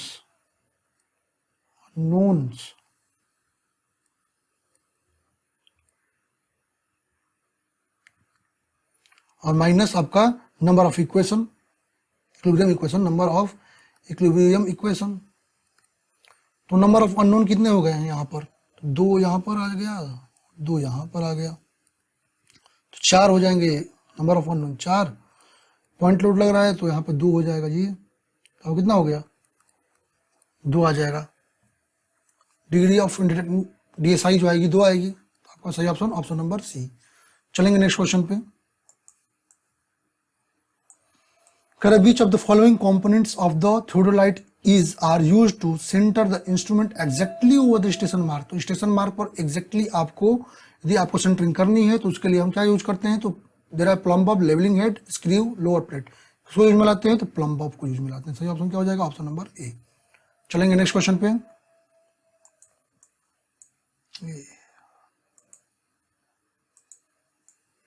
क्या कर रहा है question, the measurement of distance by measuring the horizontal angle subtended by the subtense bar का यूज कर रहे हैं, ठीक है। तो आपका कौन सा कह रहा है आपका मेजरिंग, अच्छा कौन सा सर्वे होगा, आसान क्वेश्चन है आपका, वो सब्सटेंस टेक्योमेट्री सर्वे में यूज करते हैं सब्सटेंस बार का। सही ऑप्शन क्या हो जाएगा option number C, one liner type question है, चलेंगे नेक्स्ट क्वेश्चन पे। नेक्स्ट क्वेश्चन क्या कर रहा है, हाँ ये अच्छा क्वेश्चन एक आया, कह रहा है a bar is welded to a plate shown in the figure, find the strength of the weld if the size of fillet is 6 mm and working stress of fillet is, okay ये अच्छा question एक आया, ठीक है। चलिए इसको solve करते हैं। तो इसको यदि हम सॉल्व करेंगे अपना, ठीक है, ये वेल्डिंग से क्वेश्चन है, बहुत अच्छा ये क्वेश्चन दे रखा है, ठीक है। यदि इस क्वेश्चन के हम सॉल्व करते हैं, 1 सेकेंड, तो क्या क्या दे रखा है एक बार देख लेते हैं क्वेश्चन में। चलिए यदि हम बात करें, वेल्ड एरिया निकालनी है तो पहले ये पता चल गया हमको, लेंथ ऑफ वेल्ड पता चल जाए, ठीक है। तो लेंथ ऑफ वेल्ड हमको कितना मिल जाएगा, एक्चुअली यदि हमको स्ट्रेंथ ऑफ वेल्ड की बात कर रहे हैं ना, स्ट्रेंथ वेल्ड की बात कर रहे हैं इस क्वेश्चन में, तो हमको क्या पी बात कर रहे हैं ना, तो पी इक्वल टू क्या होता है, sigma S into weld area, weld area sigma S 100 का दे रखा है, 100 इंटू वेल्ड एरिया की बात कर लेते हैं, तो आपका कितना होगा, वेल्ड एरिया की हम बात करते हैं तो थिकनेस, तो आपका 0.2, अच्छा कितना हो गया, ये लेंथ कितनी है आपकी, थिकनेस तो हो जाएगी इसकी 4.2 के लिए, 1 सेकेंड, ठीक है। तो इसमें यदि हम बात कर रहे हैं तो आपका ये कितना हो जाएगा 300, ठीक है। और ये 0.7 इंटू टी होता है, 0.7 इंटू टी इंटू आपका ये कितना हो गया, लेंथ टोटल 300 का ना, 300 एरिया निकाल रहे हैं ना, तो 100 इंटू 0.7, थिकनेस कितनी दे रखी, 6 mm की दे रखी है, तो 6 इंटू 300 इंटू 6 है। तो सॉल्व करेंगे टोटल तो निकल कर आएगा 126 किलोमीटर। सही ऑप्शन क्या मिल जाएगा, ऑप्शन नंबर सी। चलते हैं नेक्स्ट क्वेश्चन पे। नेक्स्ट क्वेश्चन क्या कर रहा है, द मैक्सिमम शियर स्ट्रेस अगर at mid height of a, जब मैक्सिमम शियर स्ट्रेस की बात करते हैं ना, तो वो आपका कहाँ कर करता है, जो ट्राइंगल सेक्शन होता है, ट्राइंगुलर सेक्शन के मिड हाइट पर आपका मैक्सिमम शियर स्ट्रेस सभी सेक्शन जो दे रखे हैं इनमें से ज्यादा आपका एक्ट करता है। सही ऑप्शन क्या हो जाएगा, ऑप्शन नंबर डी। चलेंगे नेक्स्ट क्वेश्चन पे। नेक्स्ट क्वेश्चन,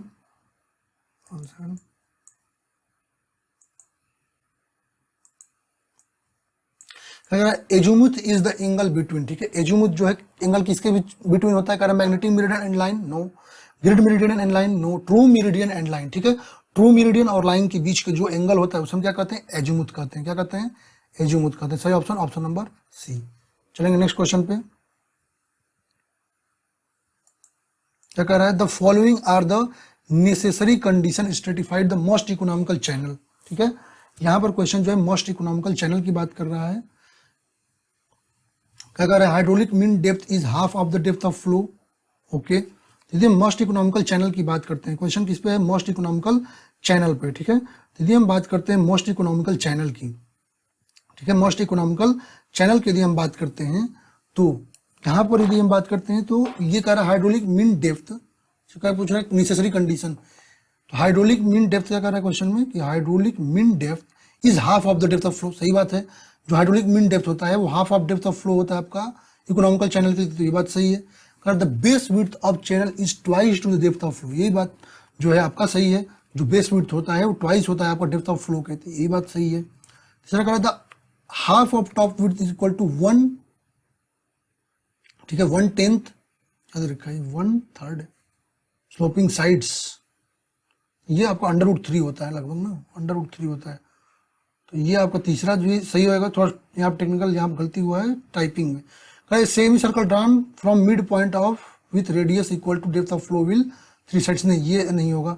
सही ऑप्शन क्या हो जाएगा इसमें, तो जिसमें आपका 1, 2 और 3 आए, इसमें 1 और 2 और 3 आए। 1 सेकेंड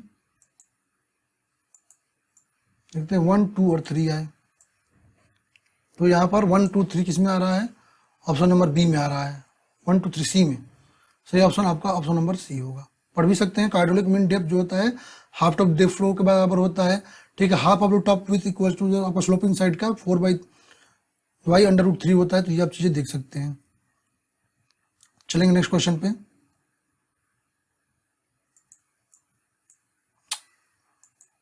प्रॉपर वर्क नहीं कर रहा है। Maximum daily consumption of water is equal to, ठीक है, यदि हम डेली कंजम्पशन की बात करते हैं मैक्सिमम, अच्छा इस पे भी क्वेश्चन कई बार पूछ रखा है, ठीक है। यदि मैक्सिमम आवरली की बात करेंगे तो 1.5 लेके चलते हैं, ठीक है। यदि मैक्सिमम आपका, यदि हम बात करते हैं आवरली, यदि हम डेली के आवरली डिमांड की एवरेज आवरली देख रहे हैं तो 1.5 लेते हैं, और यदि एनुअल की बात करते हैं 2.7 लेते हैं।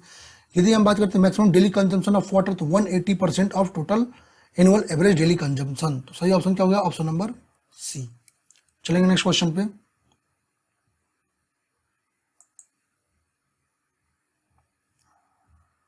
वन सेकंड, क्वेश्चन छूट गया।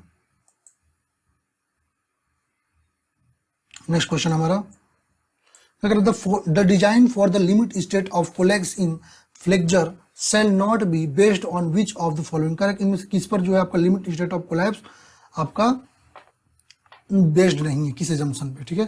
Correct, plane section normal to the axis remain plane after bending, बात सही है। प्लेन सेक्शन आपका आफ्टर बेंडिंग भी प्लेन होना चाहिए, ये बात सही है। Correct, the maximum compressive strain in concrete in axial compression is taken as 0.002, नहीं, ये आपको जो है गलत दे रखा है। 0.0035 होता है, तो ये आपका गलत है, ठीक है। तो यही एजम्पशन नहीं होगा। The tensile strength of concrete is ignored, बात सही है। और डी कह रहा है the maximum stress in concrete 0.3, ये बात सही है। तो सही ऑप्शन क्या मिल गया हमको? सही ऑप्शन इसमें, सही ऑप्शन मिल गया ऑप्शन नंबर बी। चलेंगे नेक्स्ट क्वेश्चन पे।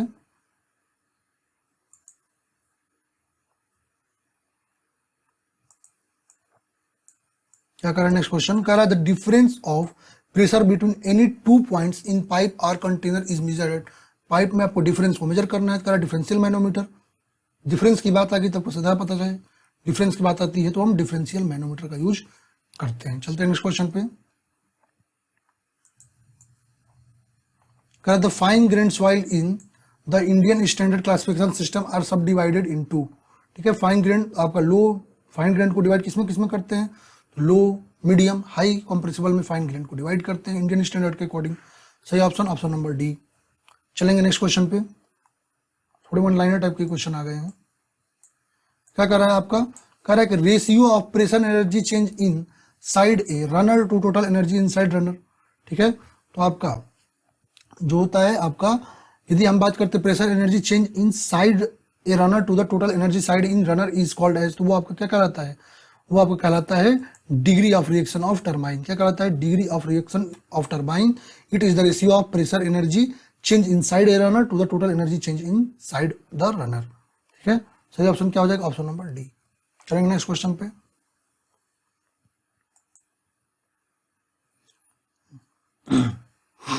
कह रहे what is the range of slump value used as a measure of medium degree of workability of, ये क्वेश्चन कई बार पूछ रखा है, तो यहाँ बहुत डिटेल में नहीं बताऊंगा, आप पिछले पेपर्स भी देख सकते हैं, ठीक है। तो यदि हम बात करते हैं वर्केबिलिटी की आपकी किसकी,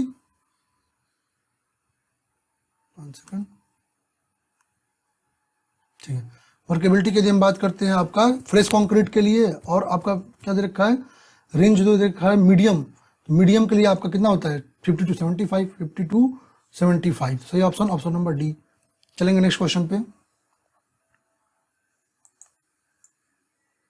अच्छा, यहाँ पर आपको वर्केबिलिटी दे रखा है, लो के लिए दे रखा है, लो के लिए आपको 25 to 75, मीडियम के लिए 50 to 100, हाई के लिए 100 to 150। तो आप देख सकते हैं चीजें, ठीक है। नेक्स्ट क्वेश्चन पे आते हैं।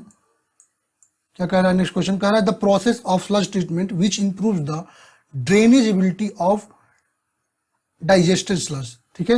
ऑप्शन देगा डाइजेशन, डी वाटरिंग, थिकनिंग, ठीक है, और आपका दे रहा है कंडीशनिंग, ठीक है। तो यदि हम बात करते हैं, क्या क्वेश्चन है? The process of sludge treatment which improves the drainability, यदि आपकी डेजिग्नेटेड स्लज की ड्रेनेबिलिटी है उसको इंक्रीज करनी है, तो वहां पर हम जो मेथड यूज करते हैं उसे हम कहते हैं डी वाटरिंग। उसे क्या कहते हैं? हम उसे कहते हैं कंडीशनिंग, ठीक है, कंडीशनिंग कहते हैं। कंडीशनिंग क्या होता है? One second. कंडीशनिंग जो होता है आपकी इंप्रूव करते हैं ड्रेनेबिलिटी ऑफ डाइजेस्टेड स्लज को। सही ऑप्शन ऑप्शन नंबर डी। चलेंगे नेक्स्ट क्वेश्चन पे। कुछ प्रॉब्लम हो रही है, सेकंड।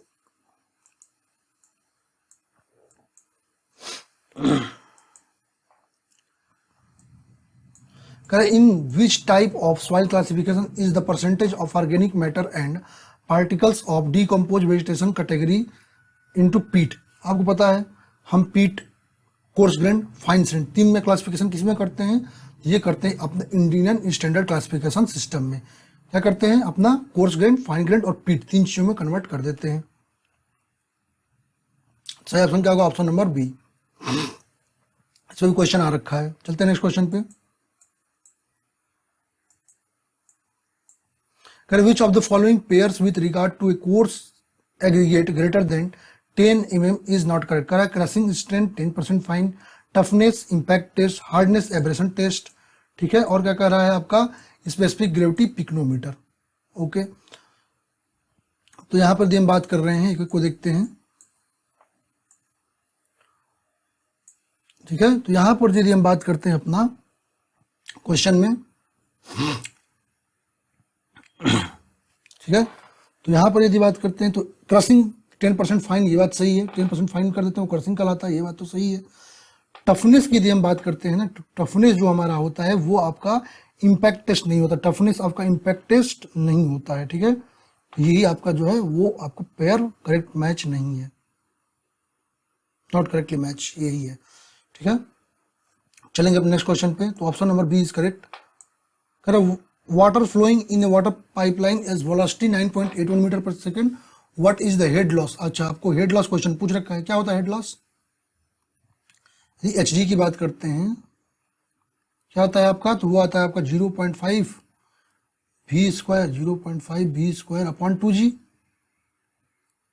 रख देते हैं यहाँ पर 0.5 इंटू कितना देगा? 9.81 का स्क्वायर अपॉन 2 इंटू 9.81, एक से एक गया। ठीक है, 2 4 तो कटेगा, तो ये आएगा 2.50। सही ऑप्शन, ऑप्शन नंबर बी। चलते हैं अपने लास्ट क्वेश्चन पे। The purpose of providing frog in clay brick is used to. आपको पता है हम जो है फ्रॉग क्यों प्रोवाइड करते हैं? तो फ्रॉग हम प्रोवाइड करते हैं की ऑफ बर्निंग ऑफ मोटार के लिए प्रोवाइड करते हैं। सही ऑप्शन, ऑप्शन नंबर बी। तो इस तरह से हमने पूरा पेपर सॉल्व कर लिया। बाकी जो भी आपको डाउट हो वो आप कमेंट बॉक्स में कमेंट कर सकते हैं। बाकी अदर किसी भी जानकारी के लिए आप हमारे फेसबुक पेज, हमारे टेलीग्राम चैनल पर ज्वाइन हो सकते हैं, जिसका लिंक मैं डिस्क्रिप्शन बॉक्स में दे दूंगा। PDF भी आपको डिस्क्रिप्शन में मिल जाएगी। Thank you everyone.